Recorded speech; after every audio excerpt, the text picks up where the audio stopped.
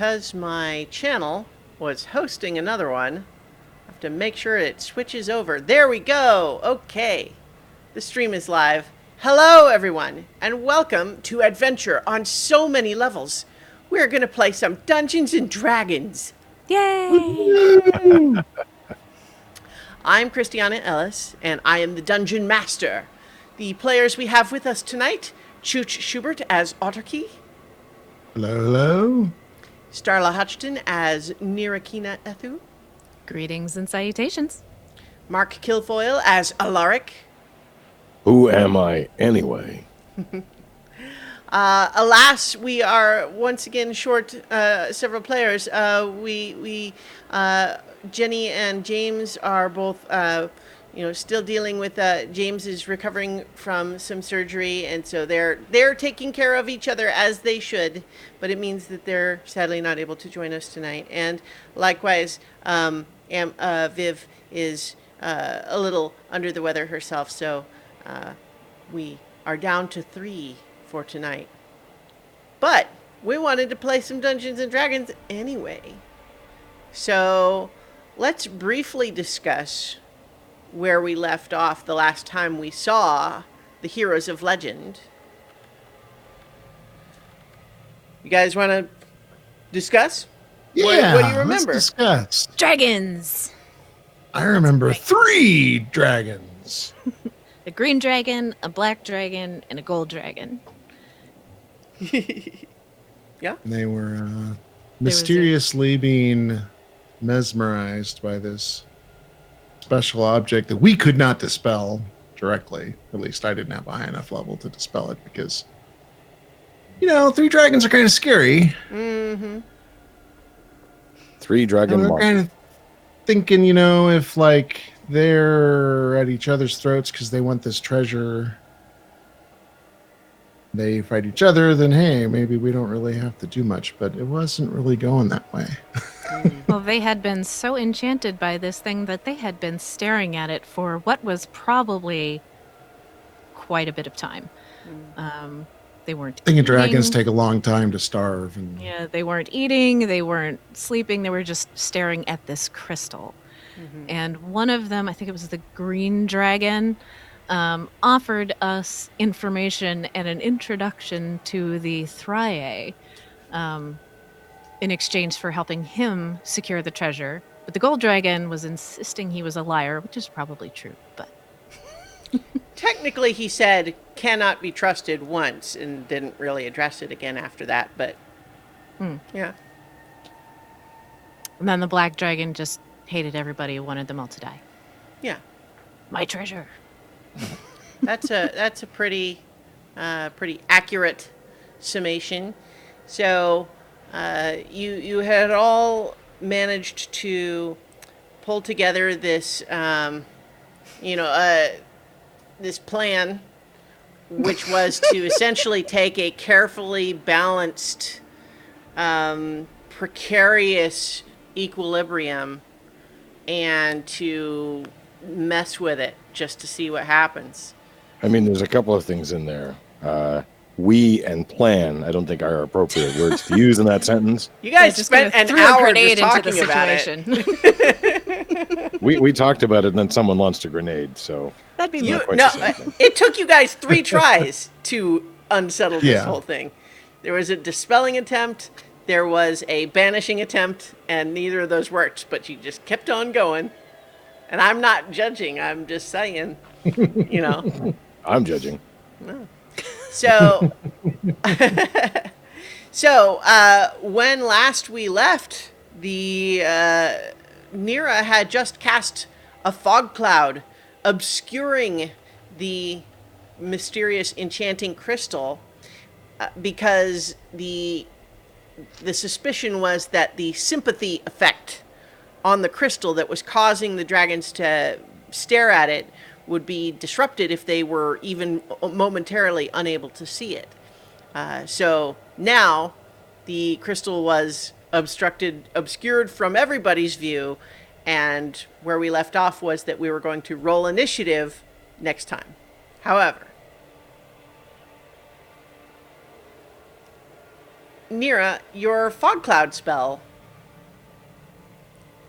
is a little bit out of control. You summon it just like you had expected. It obscures the crystal, the dragons roar, but just because you know that you could make the fog cloud larger if you cast it at a higher level, right? You didn't mean to, but what you do see happening is that this fog cloud is expanding beyond the boundary of where it should.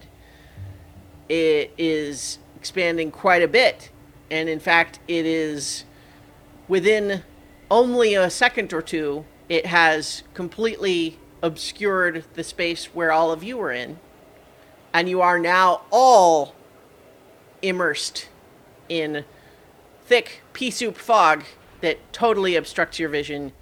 You're all essentially blinded by this fog because you can no longer see any further than the hand in front of your face. Freaking Feywild. It's messing with my magic. So you didn't plan to do it this way? No. Why would Good, because that no. would be a bad plan. I mean, not that I want to see all three of the dragons either, but... You hear Cadence call out, say, Nira, that's enough, maybe.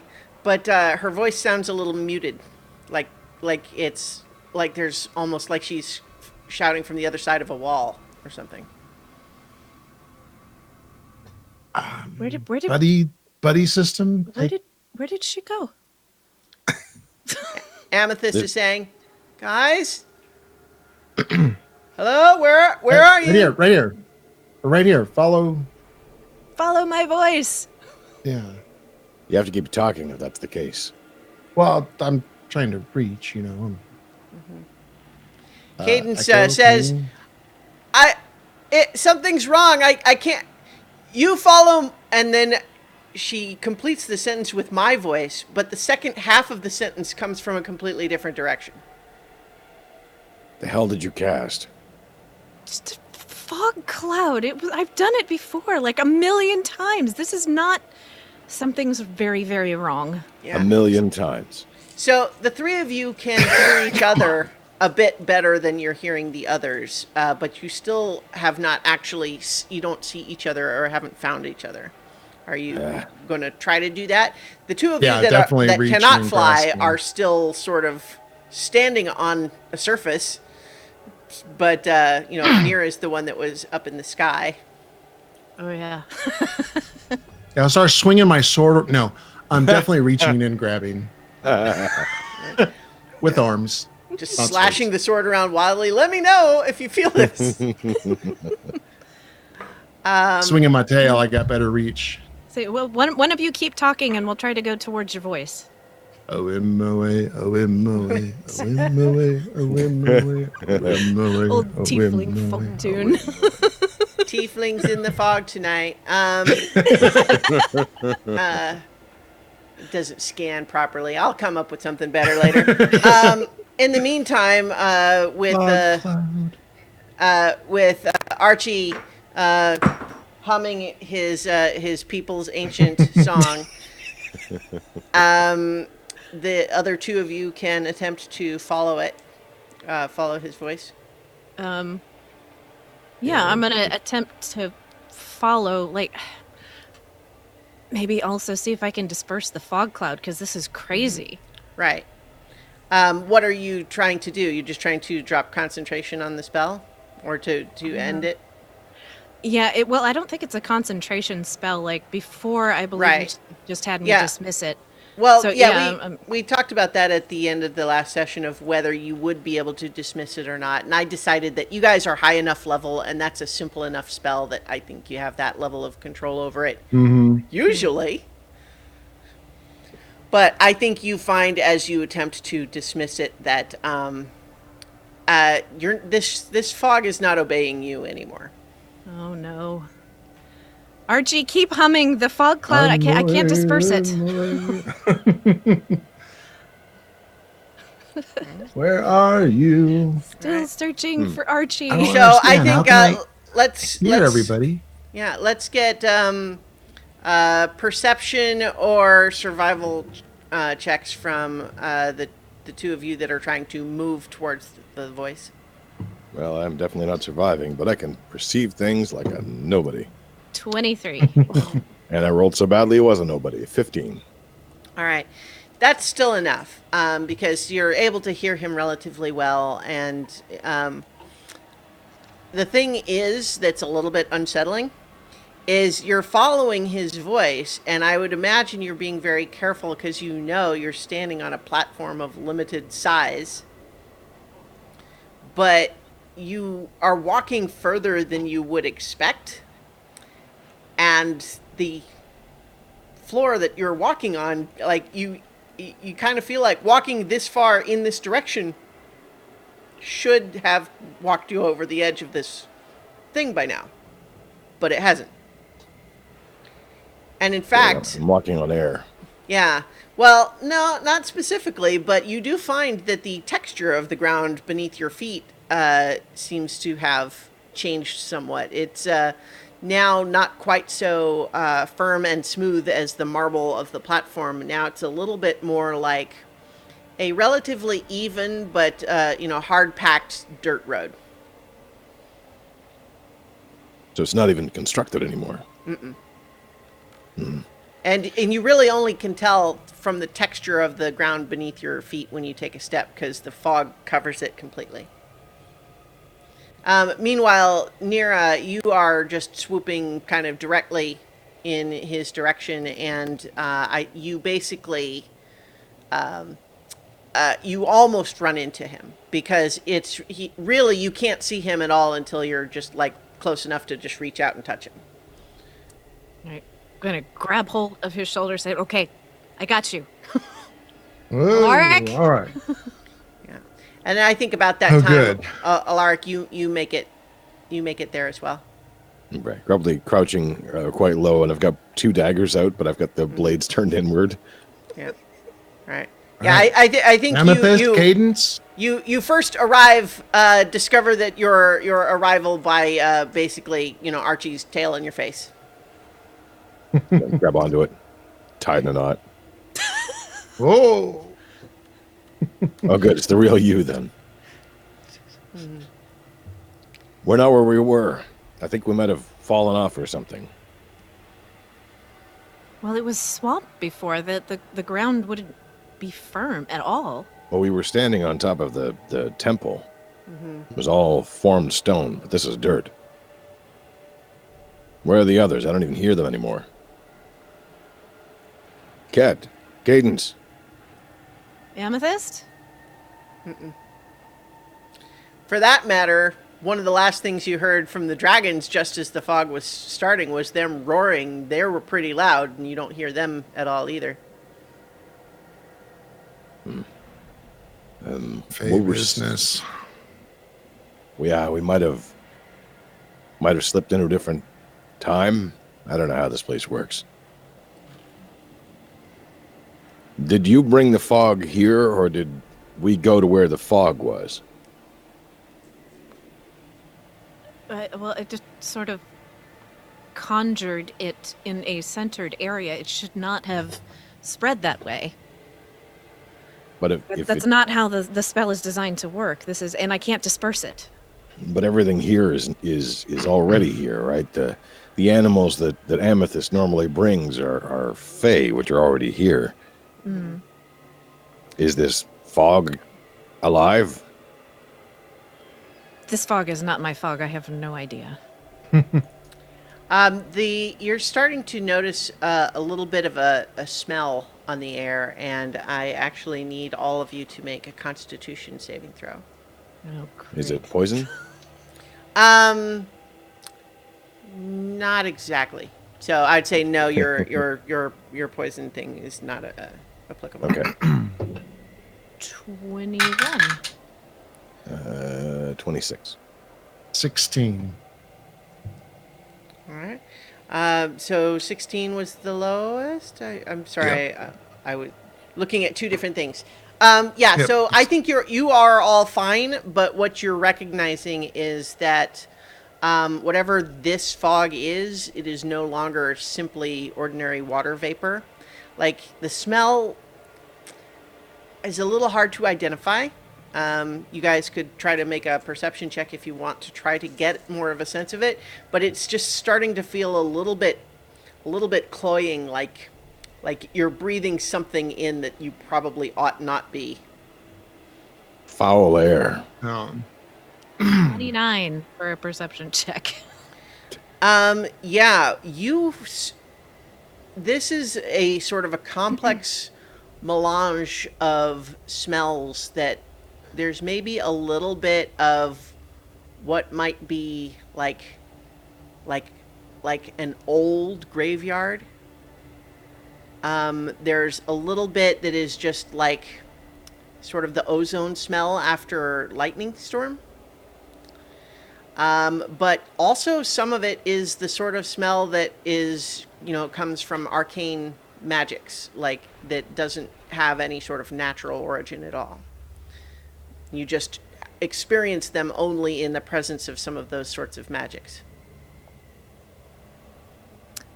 Well, I will relay all of that. Yeah, it only sounds like one thing to me. That old hag. I mean, you talked about graveyard, foul smell, bad magic, and lightning. I mean, the lightning's a little bit weird, but a shocking personality, maybe. So very strange. So, seems noxious. We should probably try to see if there's Find a something way out of it. Yeah. Yeah. Yeah, we shouldn't be breathing this, I think. That's all a good idea. What are you guys going to try to do about it? Let's pick a direction and see if we can climb. As far as you can tell, Otterkey, you didn't walk around very much, but at least from Mark's perspective, you seem to be on a flat plane for at least the part that you done.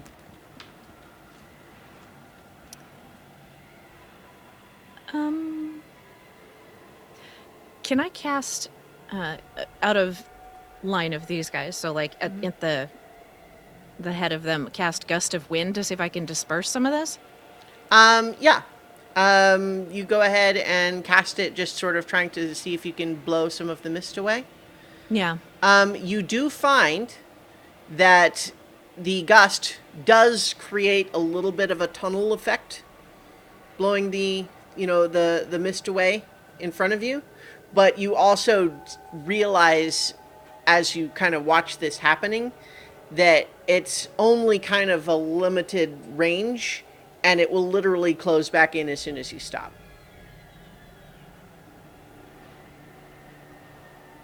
So, and what you see when you clear a little bit of that tunnel is you do see that the ground does appear to be sort of like a hard-packed dirt road would be the best example, but it's kind of a surprisingly smooth one. Usually dirt roads end up with little ruts and so on in them from when they're muddy or whatever, but this just feels like it's just been blown smooth, almost like a salt flat without the cracks. Has anybody got some rope? We can try to spread out and see how far we can go. Yeah. I mean, I can kind of lead the way with this, because this lasts, I think, was it 10 minutes? Gust of Wind, what is it? 1 minute? Well, I don't have it up. I tend to think of it as 1 concentration minute. of 1 minute. Yeah. So you can use that to certainly, at the very least, make sure that you are not, going to walk off the edge of something, right? So For maybe at least a minute. So tie the rope to near Kina, and she can bob like a balloon in case there's anything on the ground to watch out for. If necessary, we can haul her back in. Does the spell say how far out it blows? 60 feet long and 10 feet wide. Okay. So I think that you do have this sort of tunnel vision that is that size.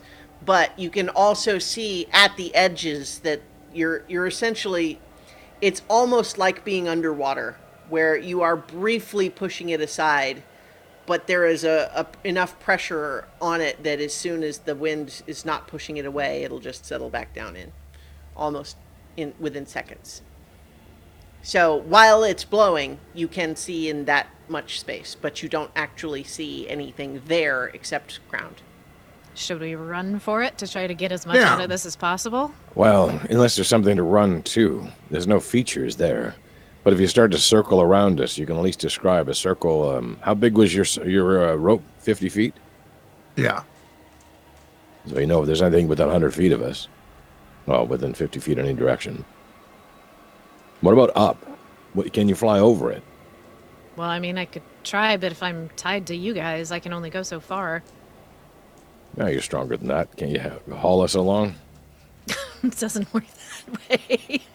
Yeah. Well, Let's try. it's probably safe to do a quick up and down, just quick. See if you can find a ceiling and then You come can back at least down. go 50 feet up. If it's still more than 50 feet up, there's not much point. Because none of us can go that high, except for you.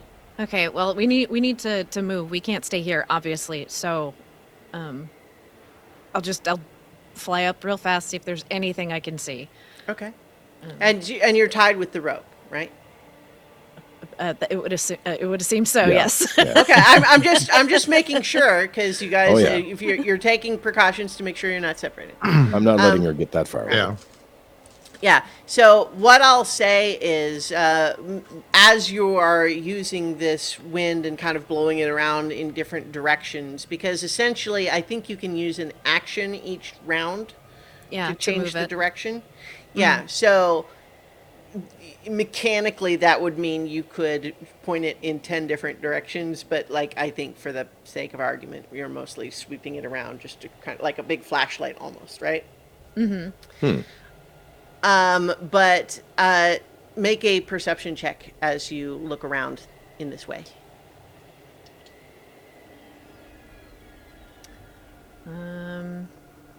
A 19. Okay.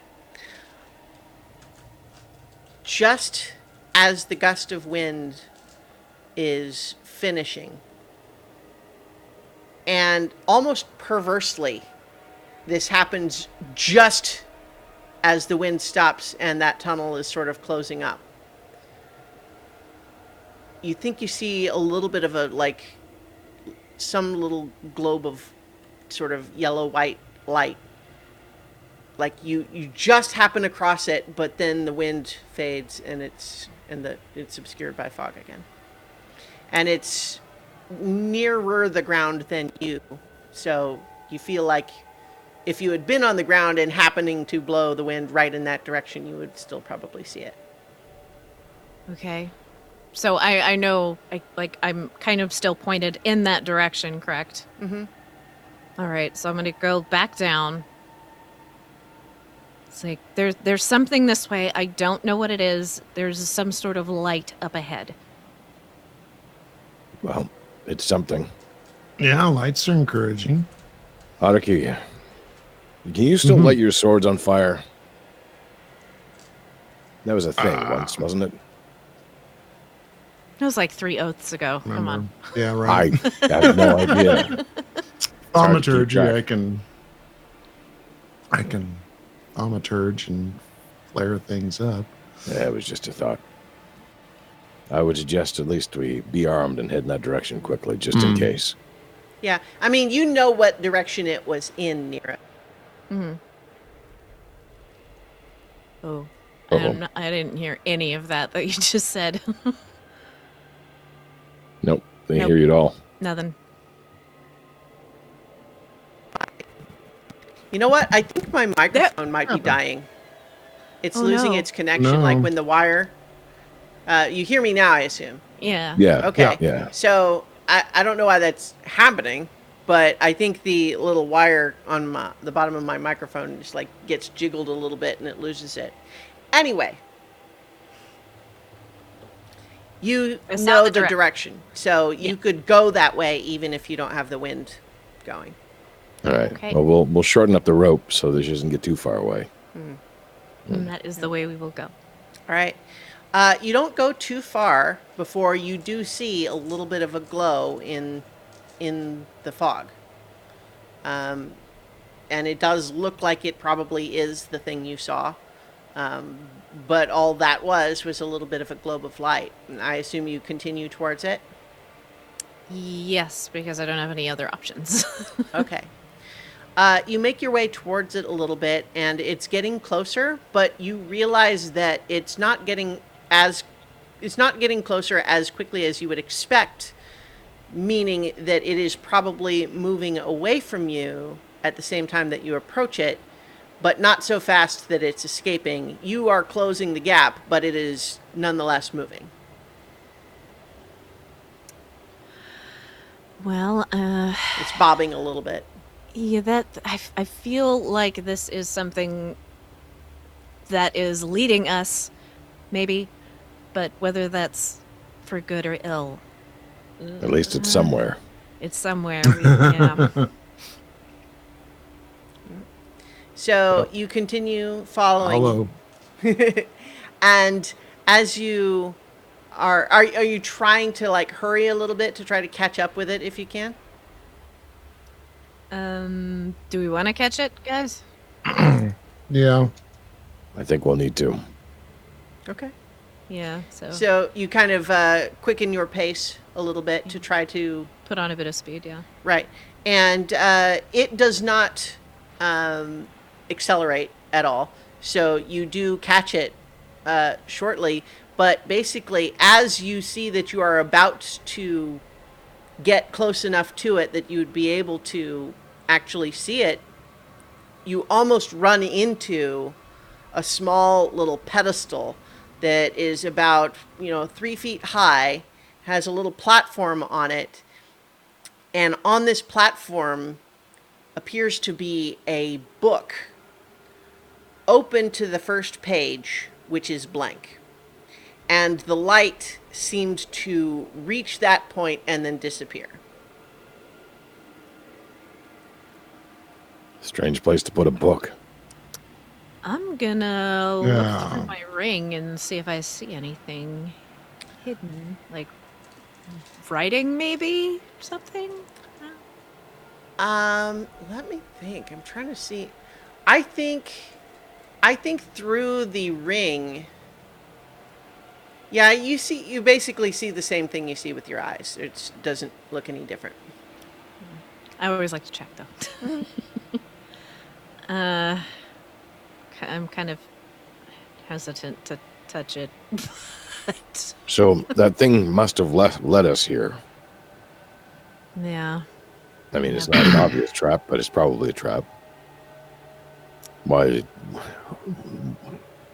Is it just dirt around its pedestal again?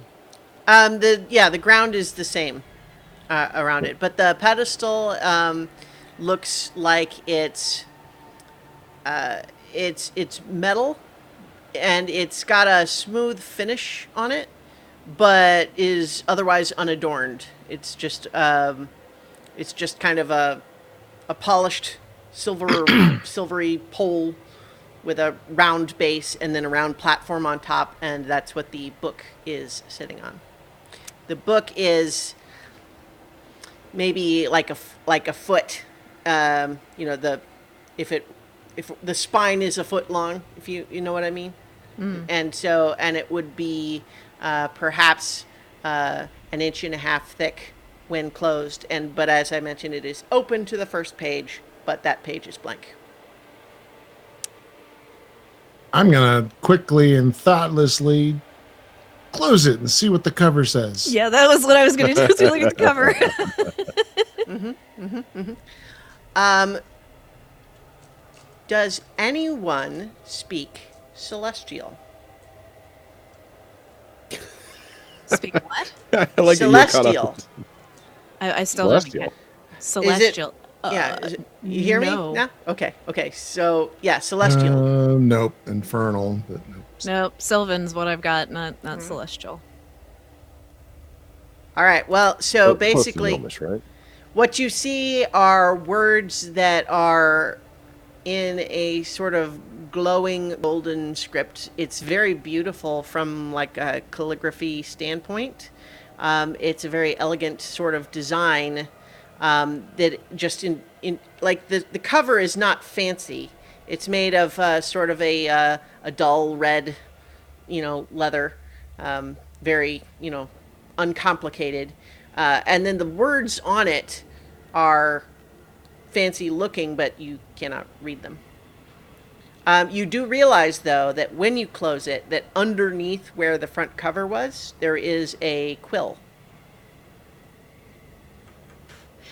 Oh, what if it's a visitor's book? Yeah, those never go well. Register. Yeah. A register for what? This is not a building. Yeah. It's a dirt patch in the ground. It's the first thing that I thought of. I'm gonna pick up the quill Okay. and I'm gonna open the book again. First page is blank, right? Yep. What about the rest of them? Yeah, I was gonna say, is there anything on the next page? You flip to the next page. Those are blank as well.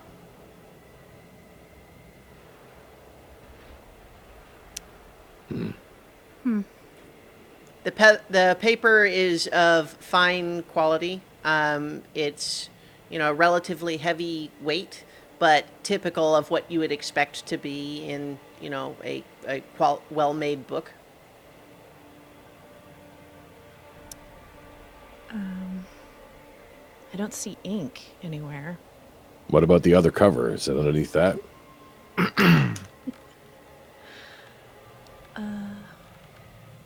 I'll flip the book so I can see what's underneath the other cover. I don't have anything equipped to detect magic, so There's nothing under the book, and the back cover is blank. Yeah, it's worth a chance. So who keeps a book in the middle of nowhere with nothing written on it? And no ink to write? You sure it doesn't have ink?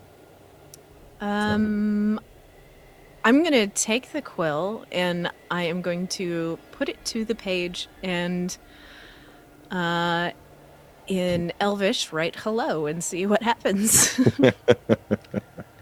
Right? It does write. As though it is magically filled with ink. It's a rich black ink that flows well and just doesn't seem to run out. You inscribe the word, and it is there on the page, and it remains there. Nothing else seems to happen.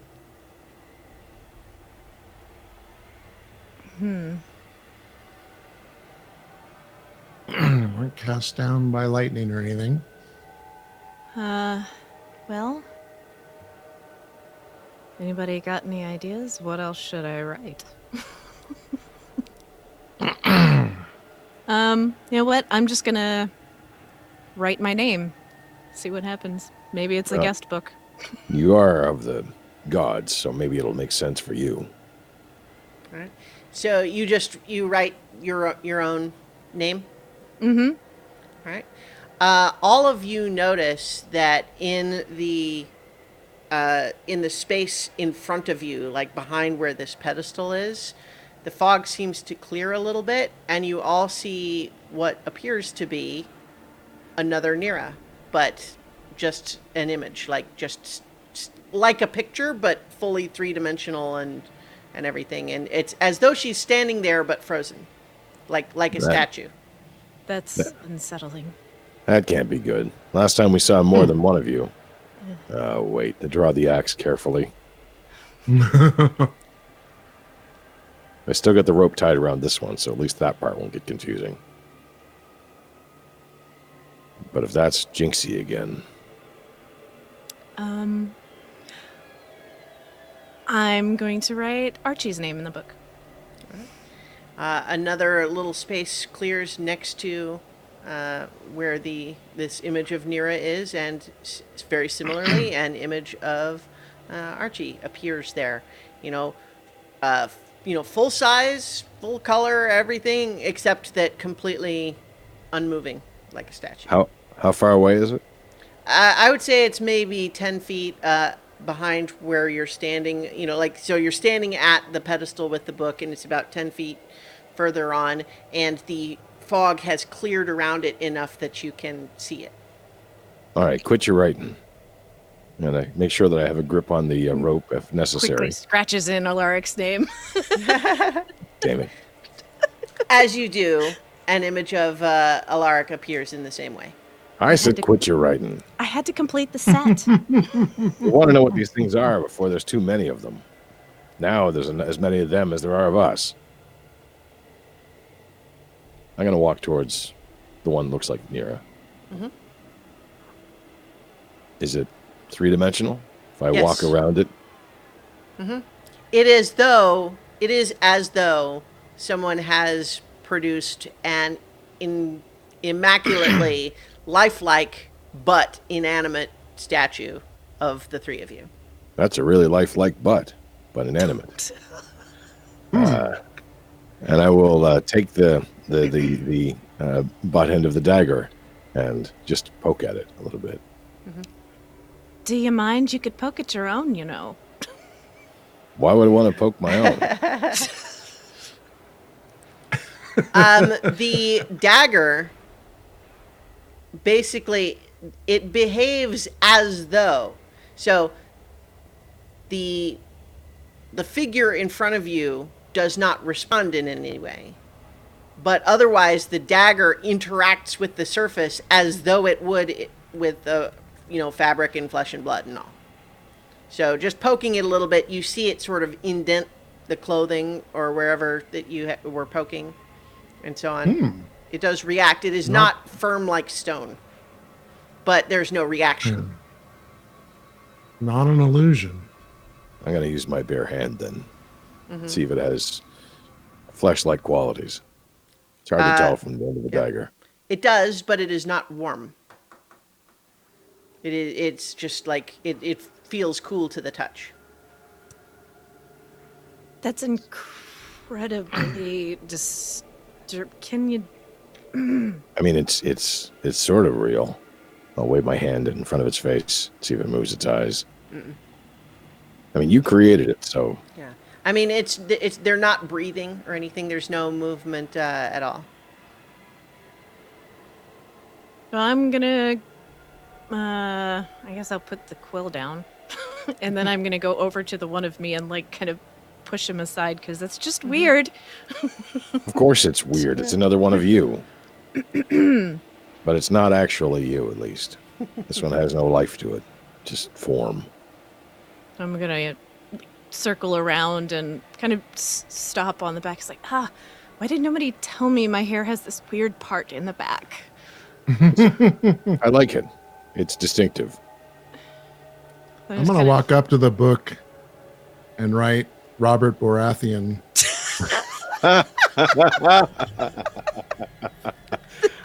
And nothing begins. Very much like all of the other figures, a familiar pig wearing familiar pig armor appears. And in fact, at this point, those of you standing amongst the existing ones are probably briefly startled because they move apart a little bit, like to make room for the new one. Would you knock it off? But they literally just like slide in place. They don't walk or anything. So the book shows us. I was just curious if it'd do something that wasn't here. Yeah. And somebody who's not, like a full person. Or a person. Yeah. Yeah. This is so strange. I'm gonna. This is so weird. I'm going to like kind of poke at like the shoulders and stuff of mine because, I have a sense of like personal space. Sure. I'm not going to accost somebody else's doppelganger. Right. What are you? So, are you checking to see if it's ticklish? Does that work?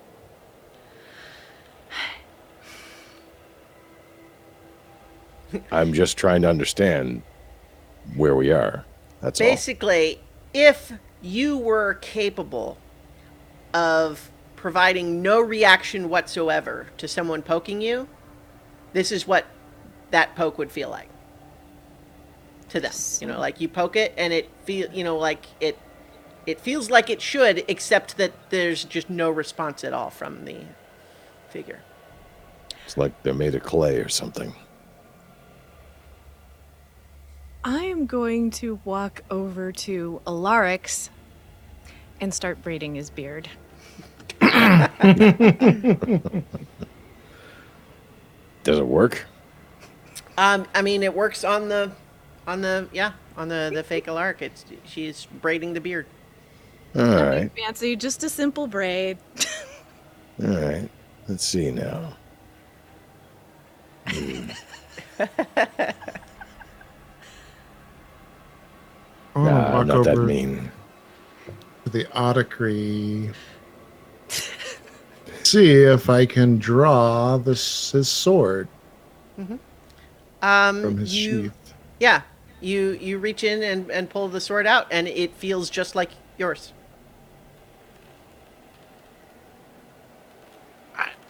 Uncanny.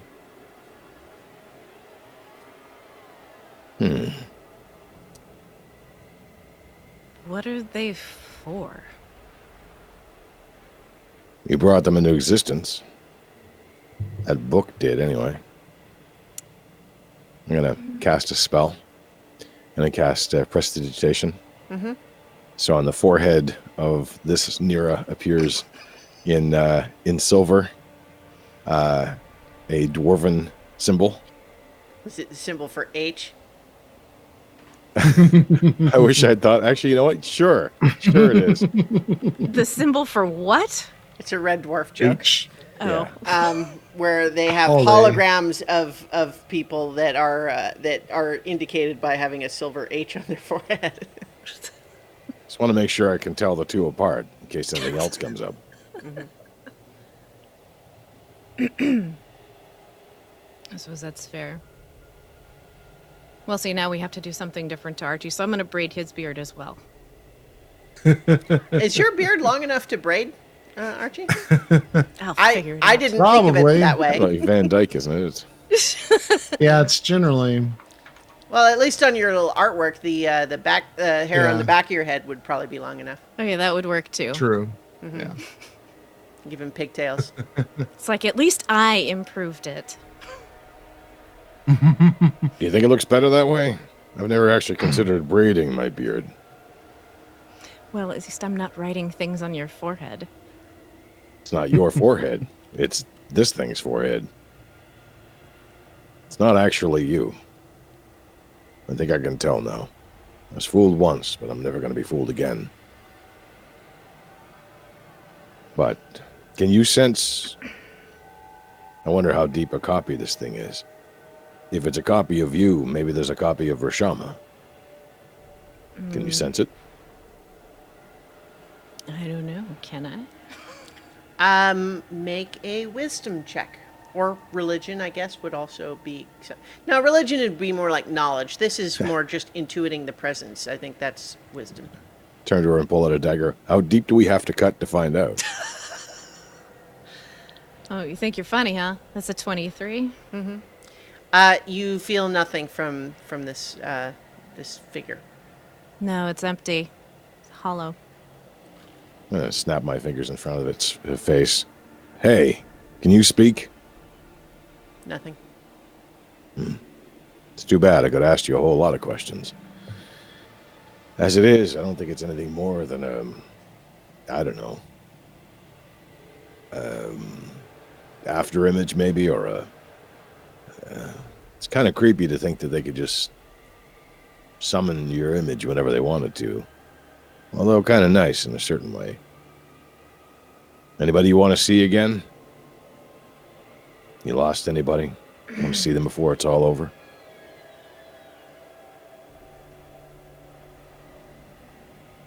Seems dangerous.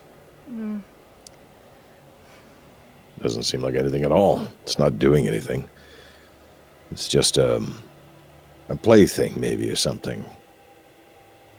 Powerful enough to conjure someone's image. Wait a minute. What about If you can conjure someone's image, does that mean you can use that image for something? Like in a spell? I don't know what this place is or what this is for. Related to what Nero was just trying to sense, something I didn't think to mention with Archie's sword. So Archie, physically, it feels just like yours, but you have a psionic connection to your real sword, and you Right. don't sense anything like that from this one. Okay.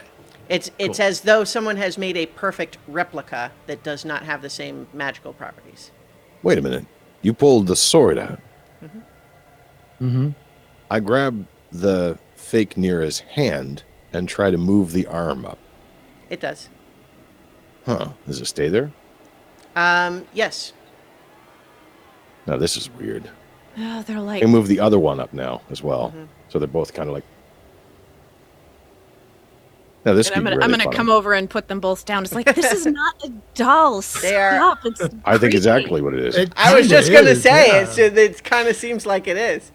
I think this is exactly what that is. I They're don't know posable. why, but if something had the power to do this casually by just writing a name in a book, I'm gonna go back over to the book and pick up the quill and You notice that there is now additional text in there.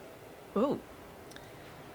By where you wrote your own name, it says, with the dwarven symbol for H inscribed on the forehead. And by Alaric's name, it says, with the beard braided in whatever style braid you used. And likewise, the changes you guys have made to the images seem to have been reflected in the text on the page. I am going to put a line through where Archie wrote Robert Baratheon. Just see what happens. Like scratch it out. The words disappear entirely from the page, and the image of Robert Baratheon disappears. Immediately scratch out my name as well. oh, Both Neros disappear. No, just kidding. not again. The image, the duplicate image of Nira does vanish. Hey, we were still finding out what the hell these things were. Fine then, give me the You can pen. go over there and Try, nope. give me the Nope, pen. I can't say it. I can't say it. I can't do it. try making a thing like a inanimate object, like I don't know, House. wagon or something. No. You've had your fun with the pen. Give it over.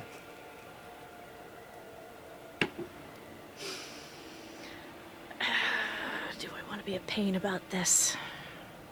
I'll just. If you can't handle this responsibility, I will take it back. Oh yeah, that's real. Sure. I'm gonna write down flagon of dwarven ale.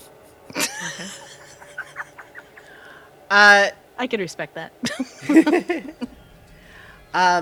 In approximately the space where Robert Baratheon was, you see a very basic, simple flagon appear on the ground. It does seem to be filled with a liquid. Huh. Then I pause for a second. We're and start getting writing. somewhere. I have Yeah. an idea. Can I have the pen back? I don't think so.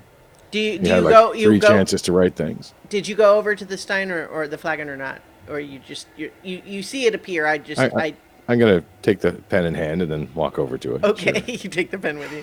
All right. Yeah. I mean, the flagon is there. I think that if you like look down at sort of the color and the foam of it, it looks like it is fairly sort of like it's the platonic ideal of dwarven ale. It's, it is like the gestalt average of all the different dwarven ales in the world. I've had a few bad blends in my day. What's it taste like? You go to taste it, and it tastes basically exactly what you would expect from its appearance. It'll do in a pinch. I can get more specific on my next request. Can I please have the pen, Alaric? What are you going to write? I can write it. I can write, Trying my patience. What do you want to write? Just write down the owner of the book. See I don't what know happens. his name. Well, you Or don't her have name. to. Its name. That's the whole point. Keep it vague and see what happens. All right. Owner of this book. Seems a little bit broad to me, but I'll give it a try. All right. So you write the owner of this book? Yep. In Dwarven. Yeah. An image of the three of you appears. Oh, what? That's weird. What? How about doorway out of here? How's that work? I write that in Gnomish. Okay. A door frame appears with a door in it and a simple brass latch. I don't imagine it's as easy as that, but Incidentally, everything kind of starts like spacing itself out, like moving out just a little bit as you add more things, just so that there's kind of room around them, and the fog clears to allow that space. I look back at the book and I very quickly write in Gnomish, dancing near Akina. Oh, Jesus. So I'm just trying to think. So Nira, were someone to have successfully persuaded you, as you stand there, do a dance, and someone finally won you over to convince you, okay, fine, I'll do a dance. Like, that's whatever this image of Nira starts doing. Do the reluctant dance. Yeah. It's moving. I learned something. I'm going to get that pen back. I don't know if I'm done with it yet. There's still more to learn, after all. So, Nira has the sweetest smile on her face. Sort of bats her eyelashes. Alaric, please. May I have the pen back? I don't know. What do you want to write with it? I think you could write anything. You could write Rashama on it. His hand hovers over the paper, although I don't know how to spell that. You could write Mount Rashama on this. You could write anything. Well, I can't do any of that without the pen. True. What do you want to write?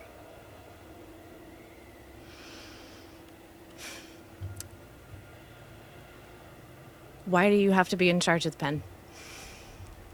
Why do you? Fine. I've been trying different things. Figure it out. I've tried figure it out. food, Go I've ahead. tried a door, I've tried moving things. I'll scratch Have out the fun. flag in a veil, though. Have It fun. Go disappears. ahead.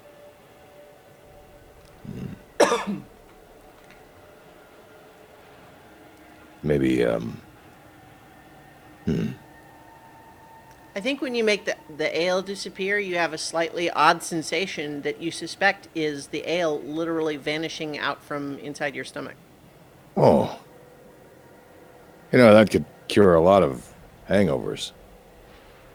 This book is actually pretty nice. What about you, Autarky? What would you write in the book? You had the chance. Imagine, you can write anything in this book.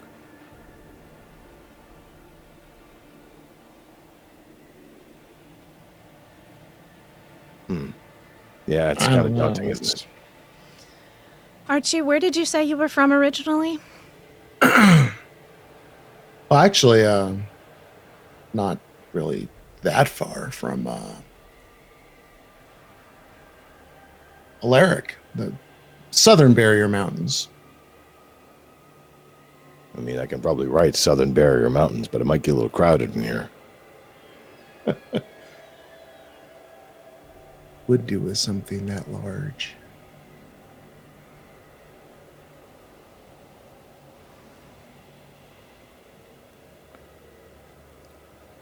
I don't know I if write- you muted or something, because it seemed like you just mouthed something we didn't. Oh, sorry, we- something like Mount Rashama. Yeah, I think that might be a bit much. I'm going to go over and investigate the door since the Okay. idiot won't give up the pen. Yeah. It is just this door frame with a door in it. Just seems like it's just kind of standing in space. I'm going to try to open it. It opens easily, but the door frame just seems to be, like with the door open, it just goes through to the other side as far as you can tell. I mean, you see mist on the other side, just like it is exactly what you would expect for a door frame just standing there to be. I'm gonna kind of poke my head through the doorway just to see if like anything changes. There's nothing. It appears, as far as you can tell right now, to be utterly mundane. It's just a door frame. Going to close the door, and that's that, I guess. Like, well, that was useful. It was a test. I had to know if it would work. What do you want to test? I don't know. You're the one with the pen, so I guess you're in charge. You Go ahead. obviously want to write something. What do you want to write? Try to something that you've never actually seen yourself. I mean, there's a lot of things that I haven't seen, but most of them I don't even know. I mean, if we could actually know the truth of things, that would be useful. Other than that, it seems like nothing but a toy or something temporary. It's all fantasy. I turn to the book and I write Solomonia's weakness.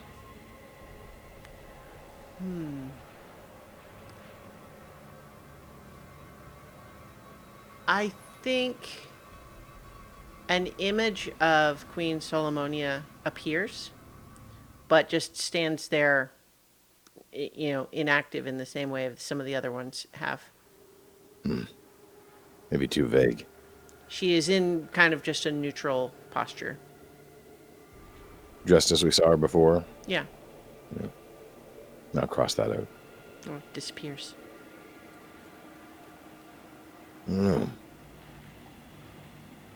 Well, I'll hold the pen out towards Nirakina. If you wish to write something, Your Majesty, I suppose you might as well go ahead.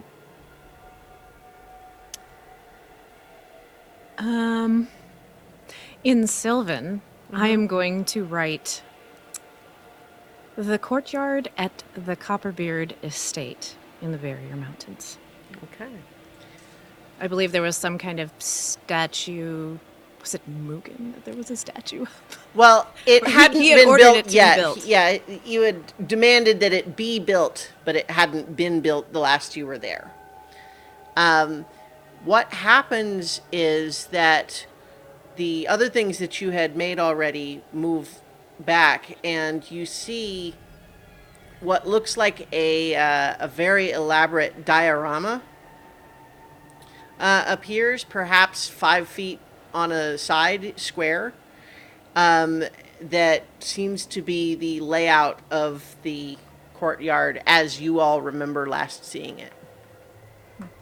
Walk over to it and look down. I remember it being a bit make bigger. Let's see. Make a wisdom saving throw. Probably not. 16. You find, as you look down into it, a sense of extreme vertigo, because for a moment it's not just a diorama, it is the real courtyard and you are falling into it, but for a moment you are able to pull yourself back, but you have the sense that you very well could have gone into it if you let yourself. That's strange. Would Alaric remember that place? Yeah. If he gave up all of his... We Well, I guess he visited it would. after I was Yeah. rescued. After But the- he remembers it as a place along the way where the king made demands of it. Yeah, Or something so like that, probably. as a place he had been through once when you guys came out of there. I would imagine some of those memories are a little bit fuzzy because you were talking about and thinking about things that you don't now remember. So it's a little bit like when you talk to someone about having had a dream that you no longer remember the dream. It felt different than the others. The others all seemed the right size, but fake. This felt real. What do you mean? It's almost as though... And I jump into it, Okay. just in case. Holding onto the rope still. There he goes again. Yeah. Ah! So, the rope... I'm trying to think what the rope does. From Otterkey and Nira's perspective, at first, it seems as though Alaric just kind of vanishes into it. And he disappears, and the rope now like sort of trails into it. But as you look a little bit closer now, you see, and Alaric, your perspective is that you are now standing in this full-size courtyard that now has a cave ceiling over it and everything. And you realize the rope seems to trail off until it kind of just becomes indistinct, about 3 feet past where it is, but it's clearly still sort of held aloft by something, but you can't really see where it goes. But for Otterkey and Nira, you now look over at this diorama, and it now has a proportionally sized Alaric in it. Huh. Why? Do I see anybody? Why does he do that? Like, did he learn nothing? I just wanted, you guys said someplace smaller, so I thought of someplace smaller. Do I hear her from where I am? No. Okay.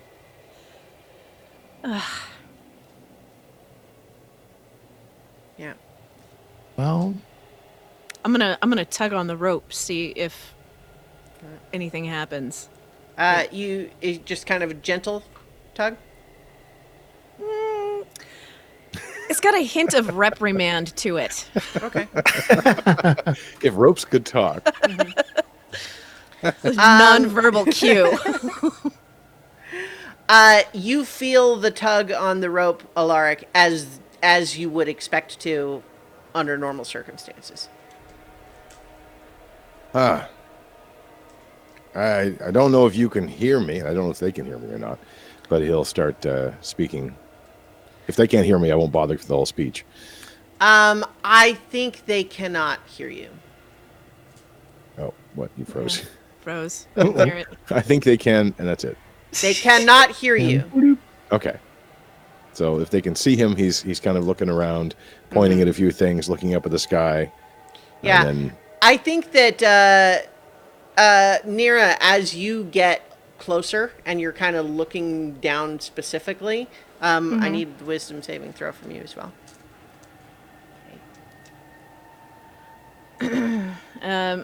That's a natural 20 plus 11s. Yeah, you are able to easily resist the effect, but it is sort of a strange eye blurring effect that as the rope, when you are like holding the rope and looking down at this tiny Alaric in this model, it doesn't feel like you're looking at a tiny model. It feels like you're looking at a regularly sized thing very far away. Does the Alaric model, does he move? Like, is he moving around or? Yeah, he's kind of turning and he's looking up like sort of in the direction of the rope and seems to be, like I don't think at this proportion you can probably see his mouth moving really, but I wonder what happens if we scratch out the location. Does he come back? Like, how do we get him back? Do I see any people? No. Or anything other than the courtyard? Okay. With the rope still tethered, I won't pull on it heavily. I'll keep it more or less taut. But I'll just start exploring the space around me, see what I can see. All right. So do you you feel the rope sort of gently tug out of your... So, Nira, you feel the rope sort of moving out a little bit, but you do see... It feels like it moves out enough to allow the tiny version to move where he's moving. But you see the little figure moving around. And so, Alaric, from your perspective, this courtyard is basically just about how you remember it, but the air is pretty, like, not musty stale, but just like flat. And there's no like sounds of any activity or people or anything like that. And I can't see beyond the courtyard. No windows or anything like that. I think that I can see if through. you came in, you realize you came in at what would have been sort of like one of the walls. But if you make your way towards something that would be outside the courtyard, you find that it's just a blank wall.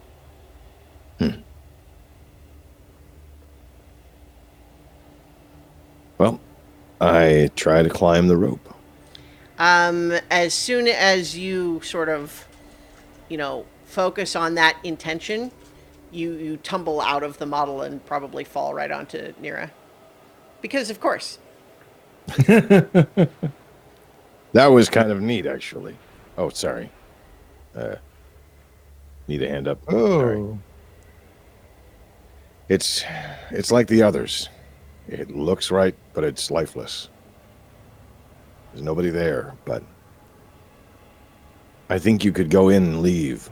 I think that just like the others were kind of like, I don't know, memories or something.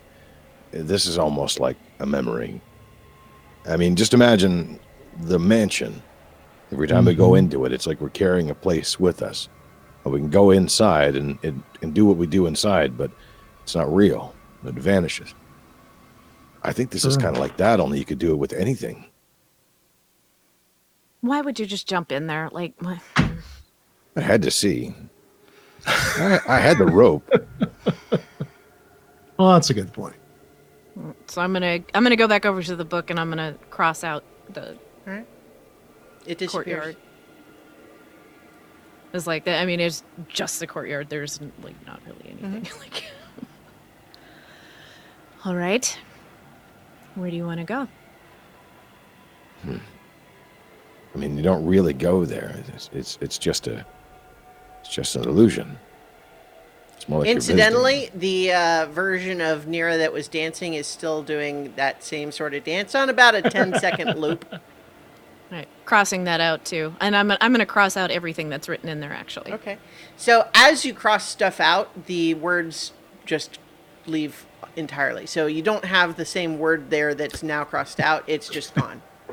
The book is full of all these crossed out things. So you cross out everything all the way back to your first hello, or? Yeah, everything. I mean, we could probably see places that hold secrets. I wish I knew where those would be, but right. The cave of the Thriae. We could scout it without having to go there. Okay, so it would be I think it was a stronghold hive. or something. A hive, Yeah. correct? That's probably Yeah. it. So I will write that in the book. So what appears is certainly new to Autarky and Alaric, but Nira, what you find appears is kind of a three-dimensional model of exactly what you saw when you did scrying on it. But as you kind of look around at the parts where like you just kind of didn't look that way, there's nothing there. It appears to have only recreated the parts that you saw. I don't know how helpful this is going to be, guys. But I can see it. It's pulling from my memories. So I don't have full knowledge of the whole place. But that's not the only thing it's pulling. I mean, I've never seen you dance like that. I've seen you dance, but not like that. Maybe I've imagined it, I suppose, but can it pull anything you imagine? I can imagine a whole lot.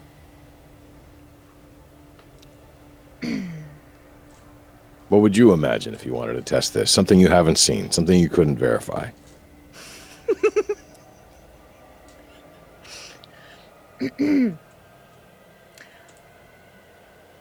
So in Sylvan, I'm going to write out Alaric doing figure eights in a pair of roller skates. Okay, so meaningful question: what do roller skates mean to Nira? They would be like just sort of like kind of like sandals with wheels on the bottom. Mm-hmm. So nothing super fancy and pretty rudimentary, but You know, like everybody in the forest has. just funny. Sure. Yeah. So a relatively large space sort of clears, and you see a vision of Alaric, who is moving around in a figure eight on the roller skates, but just like physically doing like the bare minimum required to make that movement happen. Like there's no facial expression, there's no ornamentation of the body language or anything. It is literally just, it's like a doll. Like you've told it, do figure eights. So it's doing figure eights. It is not pulling additional detail unless. So here's where I think you guys are going to start putting some of this together. It is doing it to the extent that you imagined it. So if you just imagined the basic concept and did not elaborate it with any details in your head, it's doing just the bare minimum. Interesting. What am I doing? How does it, I'm going to start walking around to see if I can catch a good look at the feet. Mm-hmm. What are those things? Do you have these things? And he's kind of looking back at you with the light. Are these things, do they exist? Is this something that happens? I vaguely remembered them from when I was a kid, although I don't know who was wearing them. They were just a thing. Quick, conjure me up a pair. I want to see if I can try them for real.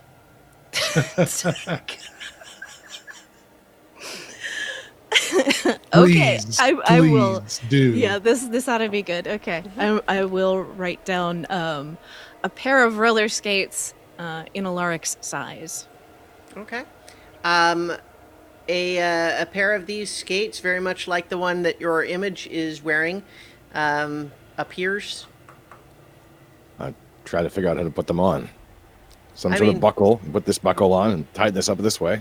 Yeah. Is that the right foot? I think that's the right foot. All right. And kind of unsteadily. Let's see if this works. And I will try to match the pattern of the figure eight. All right. That's kind of advanced, so you might want to start slow. Well, so I think that this is probably. I think acrobatics could make sense here, Okay. but I think at disadvantage because it's something you've never done before. Sure. It's an unusual motion. Let's see. That is an 11. Okay. So that's a lot easier than Yeah. it actually is. I think you're able to keep your feet. You don't fall, but you're a little shaky. You're doing that like arms out, like dunk, dunk, dunk, dunk, sort of wobbly. All right, I'll try having a something little bit similar. hard time doing like the turns. But I think if you're watching your double, you could probably start picking it up.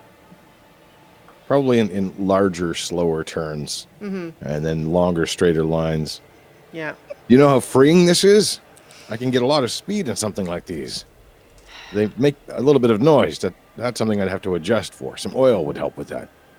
But these are a lot more fun. Should have known it would have been a child's toy. Okay. So, You should make yourself a pair of these, and one for Otterkey too. These are actually pretty fun. I'm good. Do you do them all the time when you're at home? Seems weird for a mountain, but I suppose it could work. We could have some really smooth halls that would be perfect for this. Maybe conjure up a place where this would be perfect. The ground here is not quite as smooth, perhaps. Oh, maybe the courtyard again. There's exceptional stones. Oh, yeah. Very smooth. totally backfiring on me. Okay.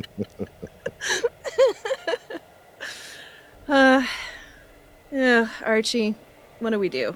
What's our next step here? Make a dexterity saving throw, Alaric. Alrighty. What is that? That is a 17. You realize a little belatedly that the double is still doing its same figure eight, and it's like, even though you're kind of crossing its path, you realize it is not making any attempt whatsoever to like go around you or anything. So I think that you managed to avoid a collision, but only just barely. I'm going to need to give myself some space, and myself some space. I'm gonna cross out the roller skating double. Okay. I was just bring it back. I was just well, maybe another shape, something different, something I can learn from. You should really do this. Why don't you do this all the time? We need to get you a pair of these. No, we don't. You can make them right here. Oh my God. Autokey should be great at this. He's got a Well, tail. getting out of here. No, like I kind of said it. This does seem like fantasy, like a distraction. You know, you create welcome things, sure, distraction. but And now he's just moving for speed, going in straight lines to see how fast he can get. And You try to find stop. that you are about to go back into where the mist is just dense. And I think at a certain point, how much rope do you guys have between yourselves? 50 feet. Okay. So I can't. Yeah. So I think that once you leave sort of this clearing where stuff you've made appears, you're just back in the pea soup fog and you can't see anything. Well, I'll pull on the rope and use it as a guide to climb back in. Don't go that far. careful there, careful. I mean, our friends could be being eaten by dragons as we speak. Yeah. So, I'm sure Amethyst can take care of the dragons, and Ket can probably force, well, not even force, just ask. Ket one of wasn't them there, not to. remember. Oh, right. Sorry. I owe you one tabaxi. oh yeah. I'm gonna cross out the roller skates. Okay. I think that's another dexterity saving throw, but if you like, you can voluntarily fail it if you like. That is an 18, so I will go rolling and tumbling and then come to my feet. You are an agile fella. And Well, that was fun. What else can we do? You know, maybe I get a little carried away with all the important things that we have to do. Maybe it's time just to have a little fun. Unless you can figure out a way to get back to the others, maybe we can learn something or That's the problem. I mean, if it's really just our memories, then what can we really glean? from But it's that? not just each of our memories. It's all of our memories combined.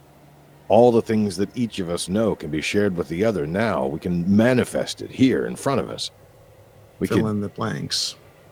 We could, I don't know if you know him, but if we wanted to see who your father was and show us what he looks like, or anybody who we haven't been able to see for a while. There's a certain halfling I wouldn't mind at least taking a look at before my memories fade. But we don't know where she is, do we? She'd be right here in front of us, at least for a moment to look at, and maybe remind us a little bit of what we need to do, I But suppose. it wouldn't really be her. No, it's true. So maybe not her. Something else. Imagine a party. Imagine, I don't know, anything. Anywhere we've been. I think you're back to a completely blank page right now, which just writers everywhere, right? Right? Am I right? And if it could be anything you imagine, well, imagine something important. Imagine something beautiful. Imagine something, I don't know, anything. I have an idea.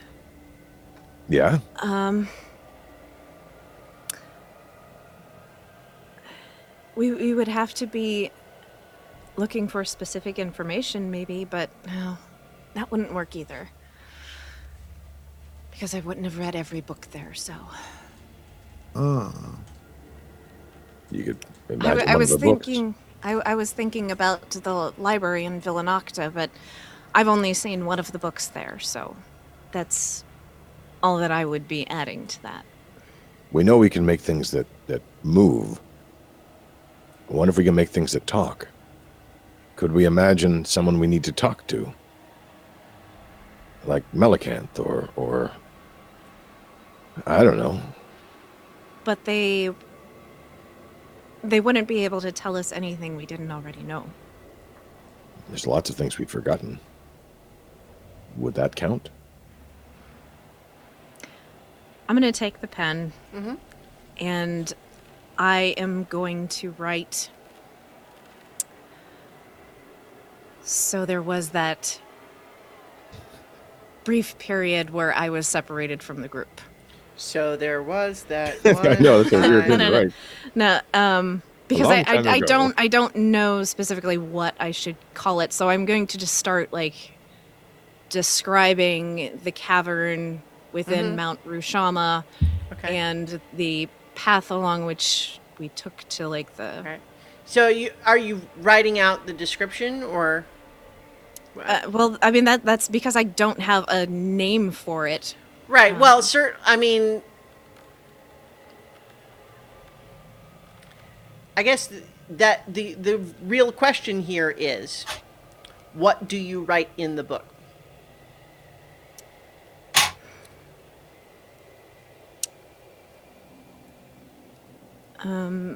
Let's see. The hideout Zorath was using inside Mount Rushama, I think. Very similar to when the courtyard appeared. You see this sort of diorama appear. This one's a bit taller because it's sort of more three-dimensional. There's, more verticality to it because, of course, parts of it were inside these hollowed-out stalactites, and then there was the path along the wall and the bridges and so on. But you see that there's kind of this very similar model that is created.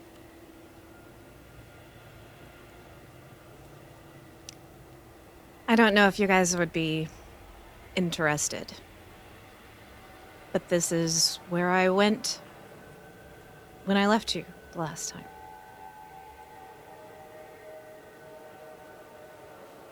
Did you want to see?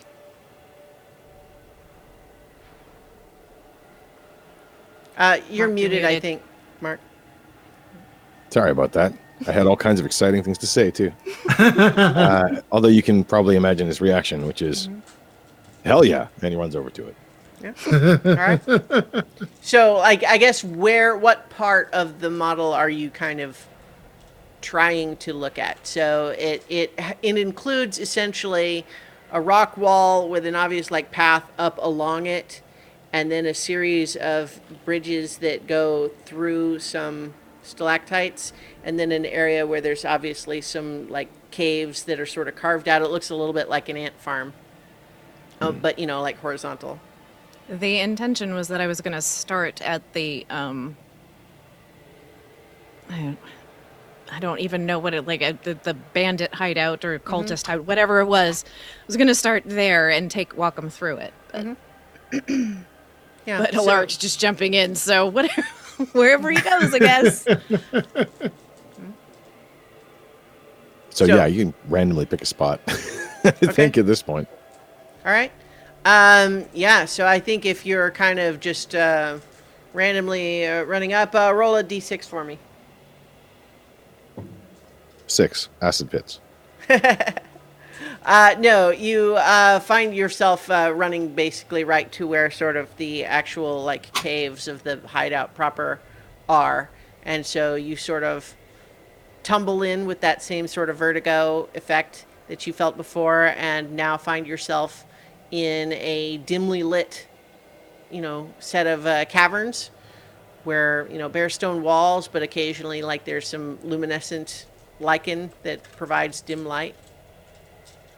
And I look up, and the rope just sort of vanishes off in the distance, right? It not even into the distance, just like a few feet away, it just sort of becomes indistinct. All right.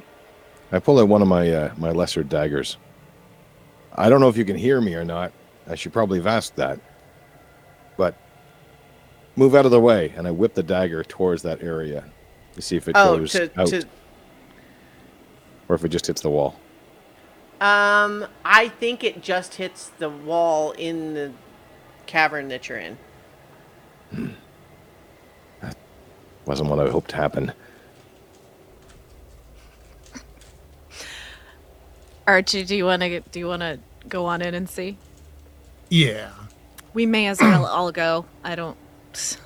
Whatever happens. At least I'll know where we went. So as they're moving in, Z. Alaric probably will be speaking, and I like the idea of the dramatic irony of them jumping in now, as he says, "Don't come in. I don't know if we can get out without a rope to the." Oh, crap. So, assuming the two of you attempt to jump in where Alaric is, you are successful in that attempt. And you all find yourselves in that little cavern, and it basically, as you might expect, Nira, it looks just like you remembered it last time you were here. And we're right outside the hideout? No, you're like in that area now, where the fight with those other drow were. All right. Ah, crap. I don't know if we can. Right, Right. so like in here, the rope is just between all of you. It's not trailing off anywhere. Right. Oh. Let me test something real quick. And I start moving in the direction with the intent of leaving. That you want to leave the model. Yeah. You tumble out onto the ground. Oh. And a few And seconds so- later, tumble back in. Yeah. So Hey, it worked. Yeah. So it's a very similar visual effect for Otterkey and Nira that he just sort of like falls upwards like he's going to hit the ceiling, but then just kind of disappears, but then comes back the same way. All right. So weird. We're lucky. All you have to do is want to leave. I thought maybe for a moment this was a trap, but it's a tool of some kind. I don't know who created this thing, but it's kind of amazing. But where is this? The place you were held? It was some kind of hideout. Come, I'll give you the grand tour, I guess. I don't have that map prepared or anything. Yeah, no, that's fine. Yeah. I have actually a fairly decent recollection of it. So Yeah. So there was So- like the sort of the sitting room area where he had Yeah. you waiting for a while, and then there was his workshop, and then the little place where it was obviously designed to be like sort of a little sealed closet for the purpose of astral projecting. Like to have a protected place for for your body when you astral project. And then, the other just various miscellaneous rooms. So I will show them the cabinet and talk about this weird drow attack. And for some reason, they singled me out. Can't even imagine why. So there's like the sphere of darkness here, and it was just a mess. Seems like sound tactics to me. What episode number was that? We took I don't remember. I can look it up. That would have been back in like Yeah, it was. Yeah, quite a while ago. Yeah. Yeah, maybe 890 something. But anyway, so I kind of glance outside and down the bridge, and I'm debating on going further. So there aren't any people here, right? no. So you needed this room to do the thing where you came to us. Yeah, this is where I did the astral projection. I mean, is there anything special about this room? The cabinet was secure. I think it was specifically for this purpose. Where there was- would Mr. Z be? Oh, yeah. That guy. We're going to have to walk a little ways for that. Lead on. And I will, although my steps are not particularly enthusiastic. So you find as you leave this little network of caves and you're in that big, larger cavern, walking across those bridges, I think you definitely still have a sense that the air feels very, just flat and not moving in here, as opposed to sort of the drafts and breezes that you felt when you were really there. But gradually you make your way through those stalactites and start going down that path, and then you realize that that's as far as the model goes, and there's just a blank wall. Can't go any further. That for sure it would take us all the way. Maybe it has limitations. Only can go so far from wherever you imagined. Do recall that the place where that time bubble was not really part of the hideout. It was like an hour away. No. I think we'd have to go out and come back in. It seems important to you, but you also seem disturbed by it. I think, Nira, as you briefly have the thought that the reason you would need to go out is to write the other place in the book, as soon as you kind of imagine wanting the book to write in, you realize that the little pedestal with the book is there in the room with you. Wait, this thing was there? No, I think this is a function of the magic.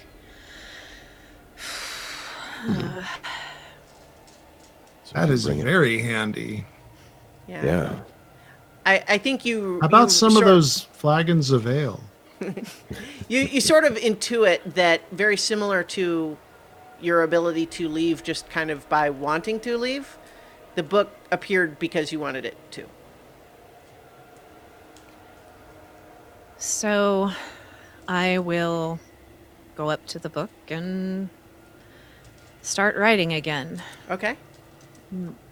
This is not my most my proudest moment, so this is not overly pleasant for me to experience again. But I will write down the path leading to the location where the stolen moment was used. Okay. So this, from where you are, you see the tunnel now extend further on down. But you also recognize that, like, were you to just walk here within the model, that was like an hour away. It's a shortcut, guys. What are you hoping to show us? I'm curious because I want to know where you were held, but you don't seem to want to go.